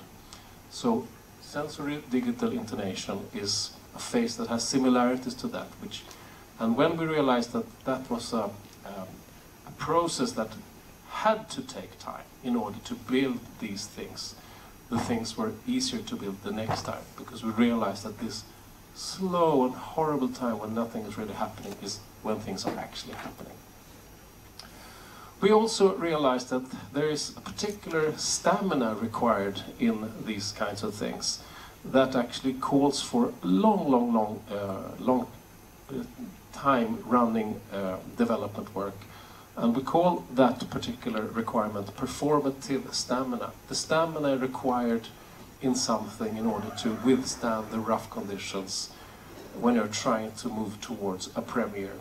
So the closer you get to a premiere, the more you see the weaknesses in your stuff. And if actually an audience is going to come within 2 weeks, you really, really need to mend or actually find other solutions. And being an opera singer, that is actually something that you do very well, exactly the same thing, even if you're not developing technology in opera. You have this very particular phase of sort of putting up more of a premiere factor into the performance. So you let some first audiences see what you're doing with your Carmen or Tosca, and then the closer you get to the performance, you get more and more audience there, and you get more and more nervous, and you're probing your nerves and your voice and the scenography more and more. And we're doing basically the same thing with technology when we are probing it in an operatic biotope. Knowledge contribution through practice. What impact, this is the second question as you may recall, what impact can interactive artist-operated instruments have on the opera singers themselves and on their vocal technique? Vocal embodiment is an experiential quality that describes how the interactive artifacts change the singing itself and how interacting with these instruments enhances the contact with the embodied human singing apparatus. A lot of the singers that have been trying these things have been talking about how it has changed their way of singing, or at least put the focus on certain things, like the pressure, as you were talking about, sound for SPL, for instance, even if they don't use that term, and most importantly, the support, which is sort of an enigma for any singer, how that actually works. No one can really say how to do that properly, but you can at least get very aware of your problems with your breathing thing if you have to move around and accompany yourself. These things. Thirdly, and lastly, how can interactive artist-operated instruments empower opera singers, challenging contemporary power hierarchies and reconnecting to the explorative practice in opera's early days? A lot of the singers that have been partaking in this have been talking about, well, this is our wording, the artistic re-empowerment. But actually, when you do accompany yourself with your bodily or other things, and you realize that normally there is someone else who is in charge in all those things, the pianist, the conductor, director, the management, you realize that there are certain things in your practice that you need to at least think of. And it has been interesting for me and for Ludwig and for the other, also for the singers, to discuss this empowerment thing in opera, which is an extremely hierarchical industry, as a matter of fact.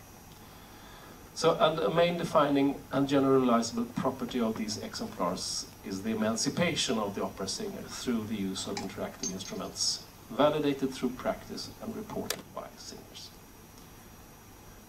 Thank you for coming. Acknowledgement. This body of work is done in collaboration with singers, designers, choreographers, artistic institutions, research institutions, and it is funded likewise by many stakeholders. If you want more information about funding or anything else, please visit electronicopera.com or operamechatronica.com or ludwigelblaus.com. Fine del orden.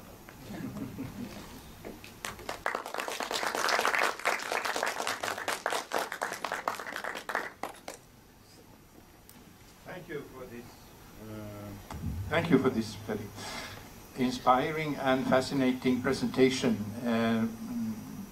presenting new possibilities for the future. And do you want to demonstrate with your equipment? Yes. That would be nice. Thank you. Yes. Thank you, Johan. And of course, I'm very much open for questions and commentaries and everything like that. But perhaps I should continue this monologue a little while more and just tell you a little bit about and showing some of our work here. So this is actually the throat 3 that is in front of you now. However, as opposed to the one that you saw on those films where there were singers interacting with a one-hand interaction, which was devised likewise because of the one-handed handicap that Joseph Merrick had. Later on, when we've been developing the throat 3 systems, we decided to, actually for ergonomical and also for more full bodily possibilities, we moved those 3 sensors that Ludwig so cleverly devised. It was one flex sensor here and was 2 touch sensors there. With only that, you could actually change scenes and change a lot of things only with your hand movements. However, for other purposes, it's more interesting to have a more full body possibility. So we developed, and this is actually, as I told you, this is the USA non-military system, heavy-duty stuff, a custom-built sense sender with 8 inputs, of which we will use 4 today. And these are very simple flex sensors. These are custom sewn, you can say, gloves that incorporates 2 sensors each. And more importantly, of course, is the software, which I think you can have a look at later on when I have time. but I cannot find it. Oh, are you talking about the throat for iPhone? Yes. No, as a matter of fact, it is not available. Just a simple question. It is a dream of ours to develop this idea and actually we have not commercialized this software at all, and as you know, that it's a pretty long process in order to get something on the App Store. But there are dreams.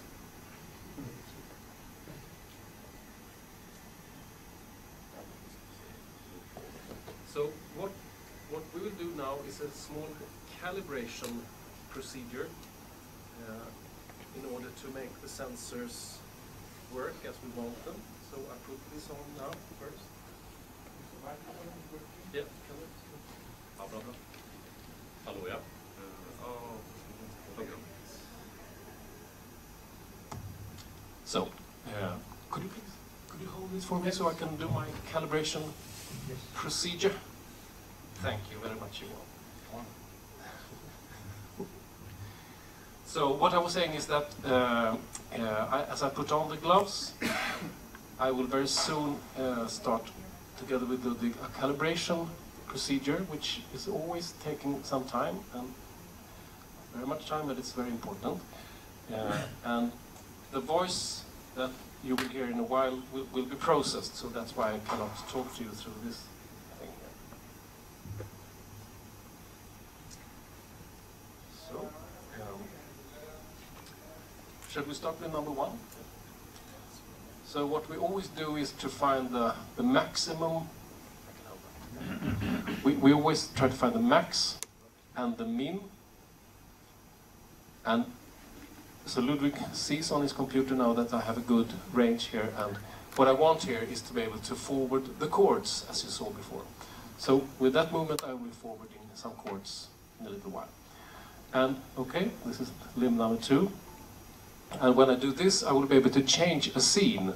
So we want the singers to be able to do most of the job themselves and not to have a sound engineer doing sort of heavy register changes. And that is minimum. So I will be able later on to change complete setup of sound.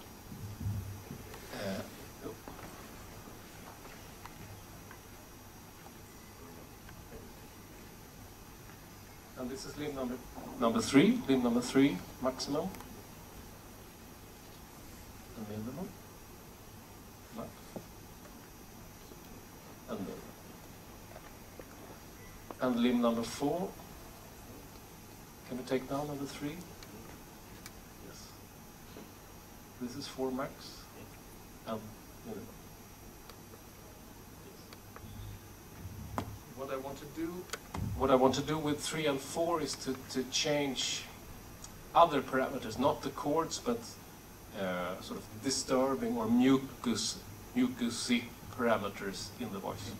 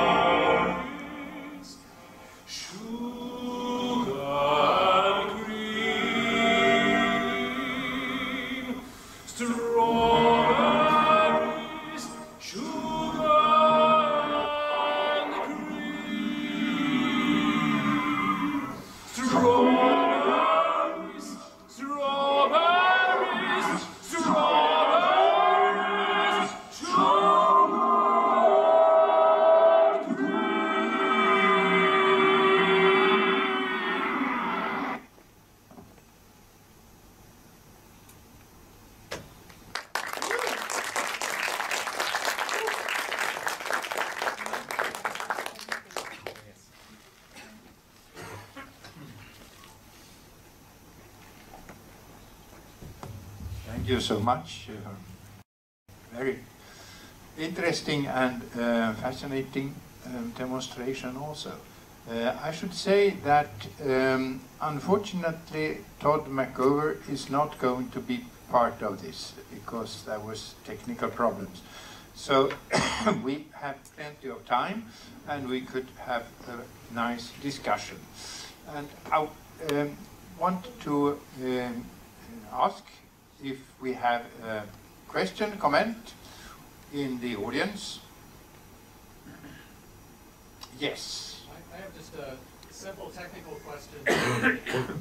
It sounded as though the chords were fixed pitches as opposed to harmonization, like pitch-shifted versions of your voice, and I wondered what the technique was. It is quite simple. It's a real-time pitch tracking of the incoming voice, and then from that information, then if you want to pitch shift the voice to a fixed pitch, then you just compute the ratio. So it's a bit messy to get right actually, and it's prone to a lot of instabilities and also interesting issues with feedback when you work with these sort of systems, because the outputted sound, the pitch shifted versions, if they are fed back into the microphone, you get a sort of spiraling thing that just shoots out of control. So it's a very interesting, simple but useful technique, but it has to be very carefully monitored and set up just right. It sounded amazingly stable. I thought there was some other technique. Yeah, it hasn't always been, but we've been doing this for a few years, so it's quite stable now. There's of course a lot of issues, you could go in very deeply into that, but the transition between different tones, how to smooth the incoming signal so as to keep a sort of liveness and decide how much of the incoming vibrato, for instance, is propagated into the chorus, of course, since you have to have a sort of adaptation to the incoming pitch, because you don't want to keep it perfectly tied to the analysis of the incoming pitch, because then you have sort of a share effect thing going instead. So what we wanted to use is this sort of big, large windowed granular pitch shifting, so you keep actually all the vowel sounds and everything propagates down to the choir. Yeah, it's useful, a bit hard to get right, but we've been using it in a lot of different performances actually. So you create the impression of a choir with several singers by shifting the fundamental frequency of the various copies, or how do you do it?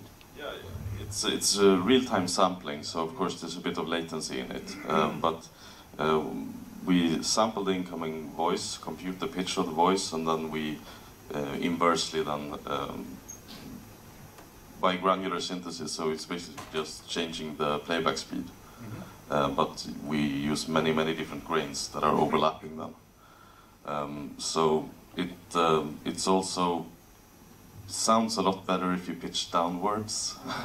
It's if you don't want to get these weird sort of chipmunk effects. So it's kind of interesting that you have to take the sort of signal processing artifacts into account when constructing the voicing of the chords. So in comparison to writing an arrangement for a regular choir, you sort of develop a sense or an understanding of the artifacts present in the signal processing, and then we sort of learn the arrangement techniques.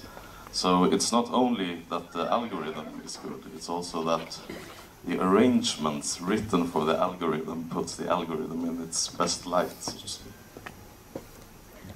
I just mention also that the fact that the choir responds immediately to your amplitude, to how you actually sing, is a it's a very interesting, fascinating experience for a singer to realize, oh my God, am I singing so with such different amplitude? Because normally you have no idea. I mean, you just sing, and you know, you have your weak tones, you have your, as you mentioned, or as Umberto mentioned, with a where you do the pitch change on your ends and all those things that make enormous change in the amplitude, but no one ever tells you, because your singing teacher are so used to that, and you yourself have no idea. But as a matter of fact, talking about pedagogy and the use of technology in schools or in education, for particularly one or two of our singers, their voices, they really had to start to sing much more stable, once again using a better awareness of your support, the appoggio, as the Italians say. And that was a completely unexpected result from this work, that students, I mean really good singers, had these big sort of amplitude variations, even when they're singing legato. If I just could add to that, I think it's the effect also of externalizing. You have the qualities of your own voice, but it's another voice. So it's easier to, I guess, discern or disconnect from it and critique it, and you hear it sort of from the outside as well. What about the phenomenon, I mean, when less experienced singers sing in different auditorium and room acoustics, there are big effects. So some room acoustics make the singer feel very tired in the voice, and some acoustics are very helpful. Now, would you say that the last example is a helpful acoustics, or is it a difficult acoustics to work with? Well, as a singer, I love to sing in churches. So when I sing electronically, I love to have the churchy help. Sort of, I love reverbs. But of course, when it comes to the Elephant Man thing, that was not the aesthetics that we wanted. So I think it was pretty hard. But we could actually amplify. This is interesting, sort of sideline, but your thought. The singer that we chose for the Elephant Man, for singing the main character, he has not the largest voice in the world. He's not a tenore lirico that would be able to sing Rodolfo or something like that. But he has this fantastic voice, and he has this fantastic capacity of creating an interesting character. So we decided to add just a slight amplification on the voice, which is more or less a complete taboo in opera, that you never ever amplify opera singers, especially not with them being aware of that, because they don't want to hear of that need. But of course, obviously, just a slight amplification helped him, and in particular with this thing, it was easier for him to get heard through the orchestra. And what about the hoarseness effect? How do you get that? I mean, is that a transposition in time of every second period, or what is it? Well, I mean, all of these sort of sound design choices that we've made have been exploratory processes. I mean, none of us have the actual medical knowledge, and not that much is known of the actual medical situation of Joseph Merrick to try to create something that would be sort of medically accurate. So this was a much more intuitive and oral process. So the software is basically a series of signal processors that you can rearrange in order, and by connecting the sensors to different synthesis parameters, you get these changes in time.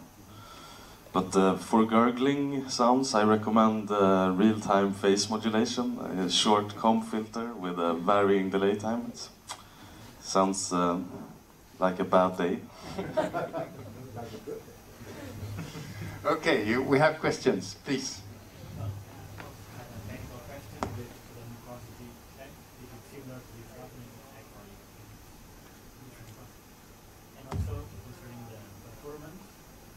Fact of listening to a clone of yourself with different Could you speak up so perhaps you could say that so that... So the second question was if the fact of listening to a clone of yourself with different voice quality, if it affects your singing. If you're adapting yourself or you can keep singing at one-on-one. Well, as a matter of fact, my early musical education was as a chorister, so I'm very used to singing choirs. So for me, to sing in that sort of, you know, more or less amplitude, less as I did like a child. So for me, it's not a. I just love to sing with a choir. But for some of our singers, it was really problematic. And something else. You were talking about the latency. There's slight delay. But in order to be able to accompany yourself, you have to completely skip the thinking. You have to not only be aware of that latency, you have to be at least half or even a second ahead of time. So you have to know that the next chord is going to be that chord, and I have to move my hand quite a long time in advance to be able to sing so that that chord is in the machine, so when I sing, that is the sound that will come out, the next chord. And that is something that for some singers have been completely intuitive, and for some other singers that led to a complete ritardando. And one of our great sopranos, she was going to perform an aria by Handel that she knew very well. She's been singing it exquisitely, beautifully, well applying for the chorus, but she could never perform it live because it was this enormous ritardando. So, yeah, you get aware of things. That's for sure. So, what was the mucus? Yes, there were several information. Yeah. I think you mentioned quality. Yeah. Again, not at all medically correct, but the processes that we use are pretty standard. It's a lot of some in the time domain with different delay chains that are modulated in different ways, but we also do a lot of spectral things. Phase vocoder-like effects where we shift the phase of an amplitude of the bins in different ways in real-time FFT analysis and resynthesis. So I guess we have something like 30 or 40 different effects available. But I mean, they're all individually pretty standard, so you could do this with achieve similar sound processing in many software. This is actually written in Super Collider, the system. So none of the parts, I would say, are very different from what is available in other processing software. But again, similarly to the choir, we have sort of found the different settings that produce the things that are suitable. A little detail, you have 30 different effects. What terminology do you use to keep track of them? There's a lot of cryptic names that were chosen randomly 4 years ago, and after a while you just learn to live with it. As with so many other technologies in voice science, okay. Let me see. You had in the Elephant Man, you have an orchestra with real instrument playing, and in some other pieces there was no orchestra, there was just solo. So, what decides if you have a accompanying orchestra or if you just do the accompaniment on your own as a singer? Let me answer this in a quite different way. I have always been very interested in interactivity, obviously, in vocal music. But I decided very early on I decided to have the interactive parts just sort of islands in an ongoing, in order to be able to have a sort of dramaturgical ongoing force. So The Elephant Man is more or less an opera that is conceived in the way that an opera were conceived. That you have the librettist, you have the composer. These two people are working for years and years and struggling and getting really enemies, and then at the end of the day everybody's happy and you have a libretto and then you put that to music. But we also had the phase with the technology development in this case. Whereas some of the other pieces are differently conceived. So I would say that it's my normal way of working would be to not work with an orchestra. That is, from time to time I get the opportunity to work with an orchestra, but when I was a young composer I did not want to compose for orchestras. So that was something that when I needed to learn to make the orchestra do what I wanted, because I started out with electronics. So that's when when you can do more or less exactly what you want, and to have an orchestra at your hand it's fascinating, but it's really hard to make it sound interesting in my context. Yeah. Yeah.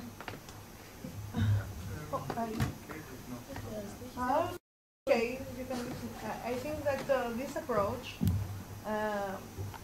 will help the way that the new composers think about opera, because we are in an impasse the last 20 years, and many of them, they don't write anymore for opera. Mm-hmm.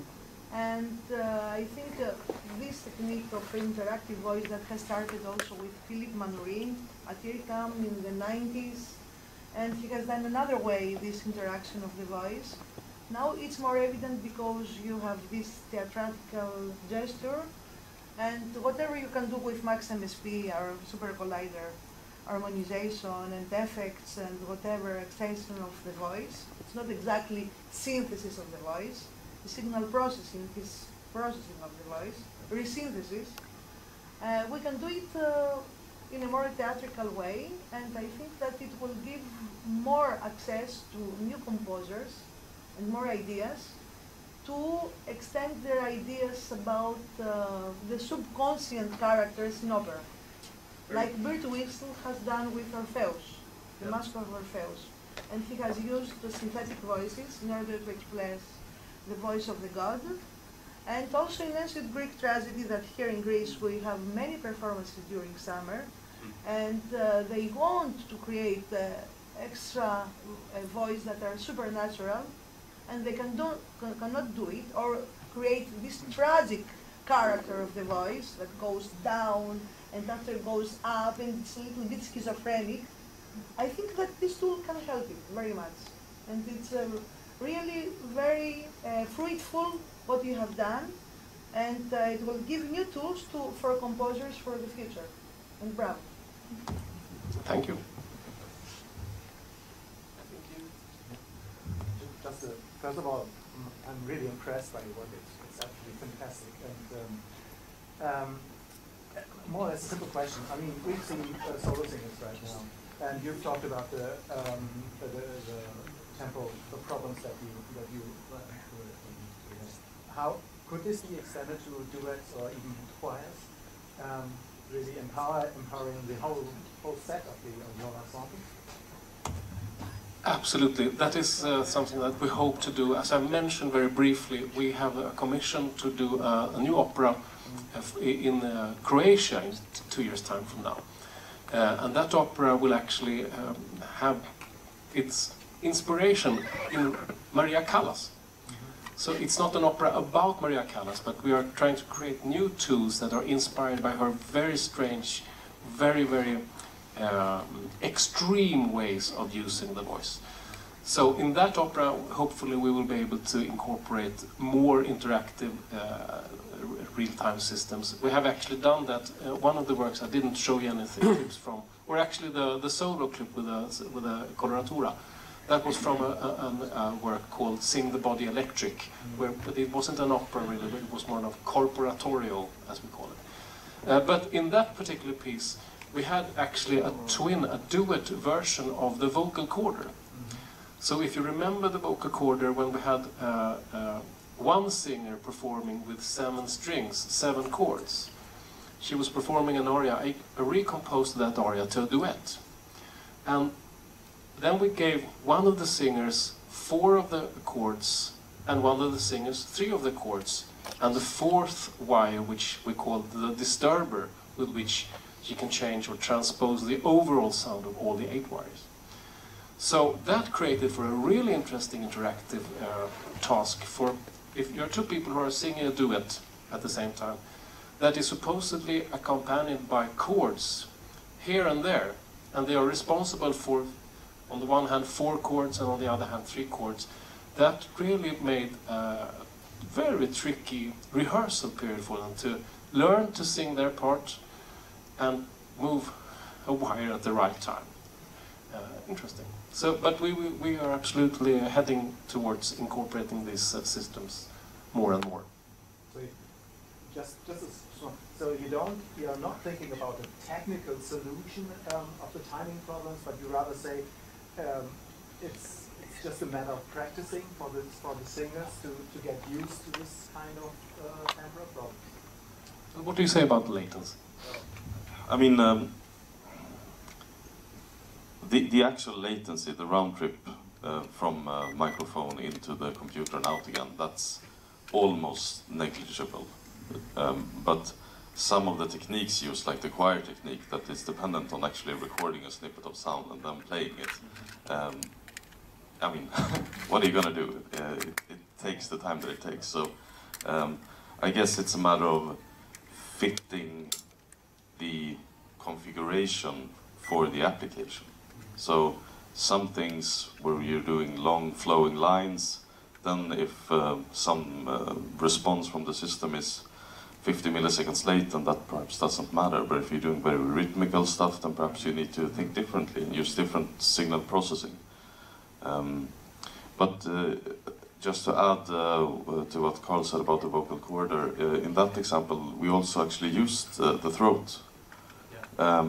So using these different techniques in combination is also an added complexity for the singers, but also a really nice aesthetic exploration, actually. Just add to that in the discussion of latency, you know, a conductor always gives the information a long time before the fortissimo is going to come. So for certain kinds of musicians, it's very natural to be ahead of in time. And obviously the singers learning, experiencing these, some of them were very well trained. I mean, some were, you know, conductors, or a lot of opera singers are actually trained in playing instruments and conducting and so on. So for those people, it was much easier. And if you didn't really have the thorough knowledge of music, it was much harder to be ahead of time in order to move your limbs so as to have the right chord in time for your voice to be there. I was wondering, I mean, it is what you have in the in human movement is a well-controlled human movement is jerk-free. It is a constant the derivative of the velocity, I think, is smooth. Recently, Anders Friberg and Roberto Bressin was implementing hand movement, the equation for jerk-free hand movement as the model to create a phrasing, the tempo curve of the phrasing. When you start a phrase, you speed up a bit, and when you approach the end of the phrase, you slow down. And it worked very well with the hand movement and the jerk-free movement. So, but on the other hand, the limbs have very different mechanical characteristics. So the fingers, they are good for quick movements, and the arm is good for slow movement. And when you look at what happens in music performance, the time span is often quite big, 10 seconds or 15 seconds or even more. A page or two is a crescendo. So do you manage to do that with your hand, or is there a need for signal processing to expand the time scale of the gesture? Well, we should add that we've also actually, in the performance I mentioned, where we used several of the techniques at once, the flex sensor was on the back of the knee of the performer, front of the knee, yeah. So it creates a kind of interesting complex then of signal processing, vocal performance and choreography that need to be synthesized, because it's only the exact defined version of all three things together is what creates the actual performance. So I think that's why we, working together with Åsa, Carl's wife, it's a very interesting combination to have me from a more technical perspective, Carl with the voice, and then actually have a choreographer, because it is so integral how you move, like you say. What you can do becomes a question of how you can move and how you can control it expressively. So those three things together really defines the whole project, I must say. Maybe we should add here that there's an upcoming journal article on exactly this piece, the Sing the Body Electric piece. It's called Embodied Instruments for Musical Expression in Opera. It's upcoming in Leonardo Music Journal, which will be released in December this year. So if any one of you are reading that book or journal, it is there will be quite a lot of information of how we did this work. Yeah, and well, we could go on for another 40 minutes, and we would be happy to do so. And we have a question there, please. Two questions. One is very simple, but I'm just curious about the technology in the nice sleeves that you had. What exactly is the sensor that you're using to measure that? And the second question is, in light of this inspiring talk, this was just really great, really inspirational, and really fantastic work. I'm curious what avenues you see for this type of work. Is this something that you see a lot of opera companies maybe in Europe, or I don't know, are people interested in doing this kind of work? Is there, just more from a practical perspective, or how would you, how did you get the commission for the Elephant Man, for example? Could you take the sensor question? And yeah, the sensor question is very, very simple. It's like the most standard, cheapest flex sensor that you can get, the one that's been used all the way from the Power Glove, if you remember the Nintendo. So that's those are very cheap, and they break, and they also that's why we need to calibrate so carefully, because everyone responds a bit differently and they change over time, and yeah, so it's the cheapest ones, but they work, but you have to be a bit careful with them.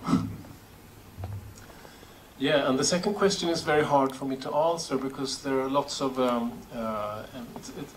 it's a lot of emotion connected to that, because what I see now is actually that people are getting more, it's getting easier and easier for our little group of people to talk about these things. But just to mention, when it comes to the Elephant Man, the commission was one thing. That was, someone just called me and said, "We heard your music, would you like to do this?" And I said, yes.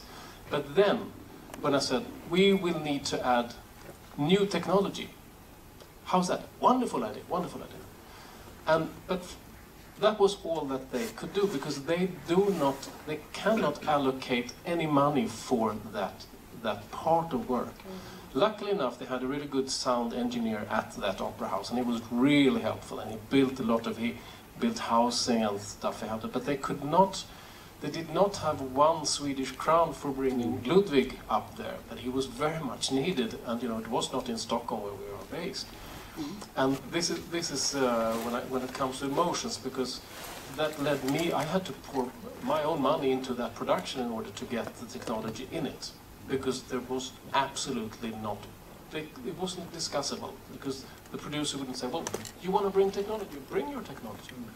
And that is what happens a lot of the time. But now when people are asking us, having seen what came out of these the struggle years, so to speak, and I have learned my lesson. I say that, okay, you want me to bring technology, but you will have to allocate some money for that. So I have also, of course, learned my lesson to a certain extent when it comes to understanding myself what a long and costly and difficult procedure it is if you want to change a practice like this. Yeah. Just a question on the acceptance of changes to the opera voice. I mean, you were talking about amplification.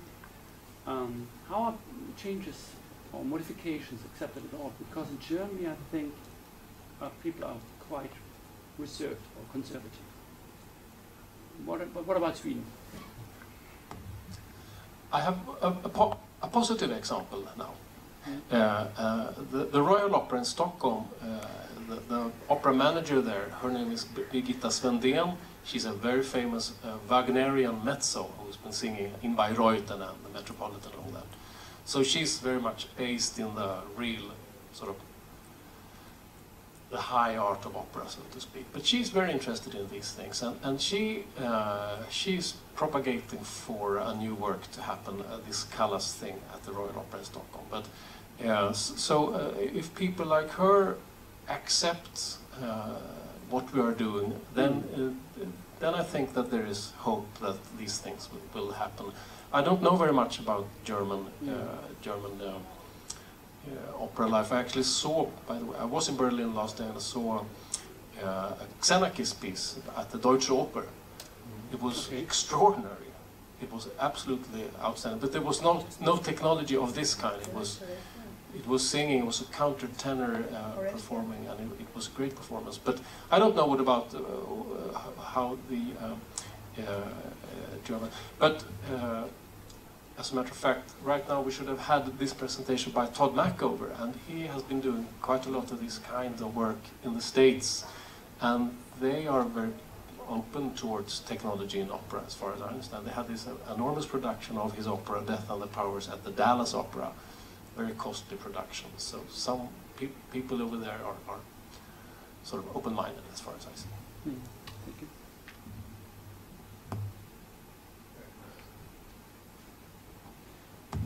Well, development is always a conversation between conservative and non-conservative, revolutionary, and it slowly moves on. So probably this is going to be developing, even though it is difficult to change things that are well established.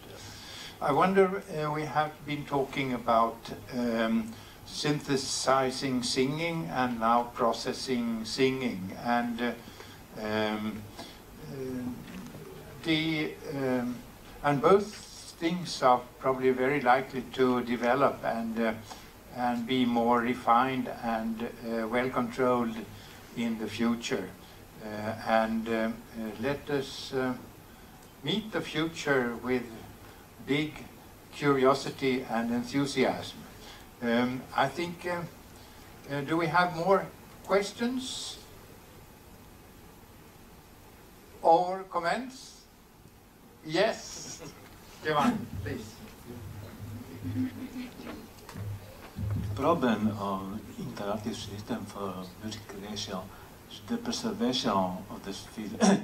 Now you have production, you build your system, then you have a new opportunity in 2-3 years. What do you do? The device will not do more work. So maybe something different is coming. I think the audio phase, are you interested in what do you want to preserve for future use of the technology there? But I'm talking with you, but probably here other people are working with the technology, with the interactive system. I think it's important, very important problem. Yeah, there are, I guess, layers to that question also. You have, in the time span that you first mentioned, a few years, where it's completely possible. I mean, we're quite careful to always maintain a sort of freezed version every time we do perform or create something new with one of the digital technologies.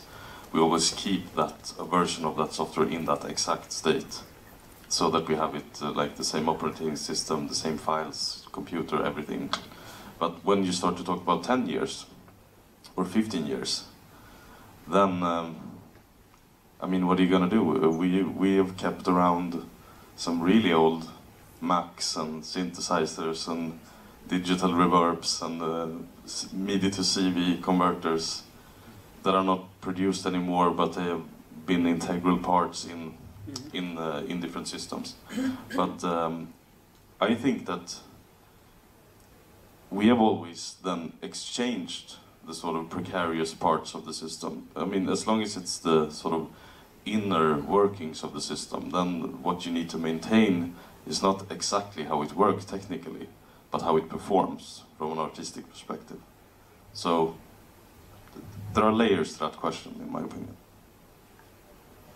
Yeah, I have a lot of old stuff, and the few computers that I actually did throw away, I can cry when I think about that. One should have kept everything, of course, the Ataris, the other Macs, but some of them are not there anymore. That's horrible. And do you have a wish list for your coming activities? What would you like to achieve? More of the same, or something entirely new and challenging? Well, one of the big things that we're moving towards, that we mentioned briefly earlier, is to do more ensemble pieces, working together with orchestras or several performers, working with extended techniques at once.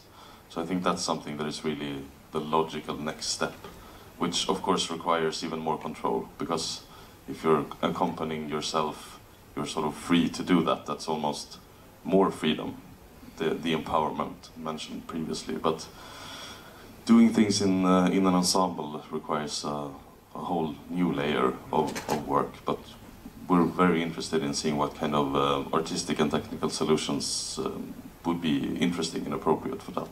Yeah. And as I mentioned, this Rijeka thing in the opera manager in Croatia, Rijeka, he's a fan of this work, and together with him we have devised this new work called Recolors, which will take place in a whole opera house with technologies here and there and on stage. So that is something on the wish list is coming true, actually. Congratulations. Yes.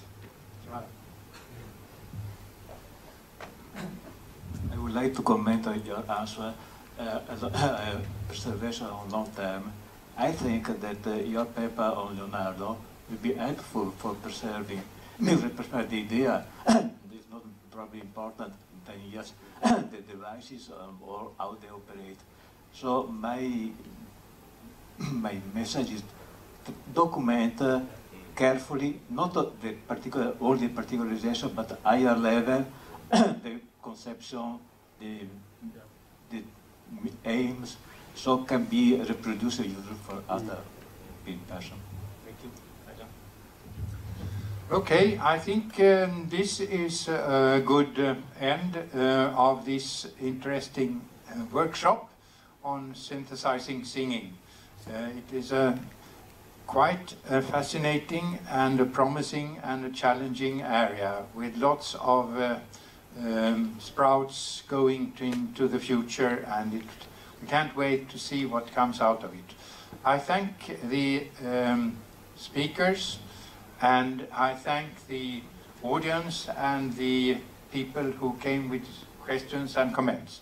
Thank you, and enjoy the rest of the conference.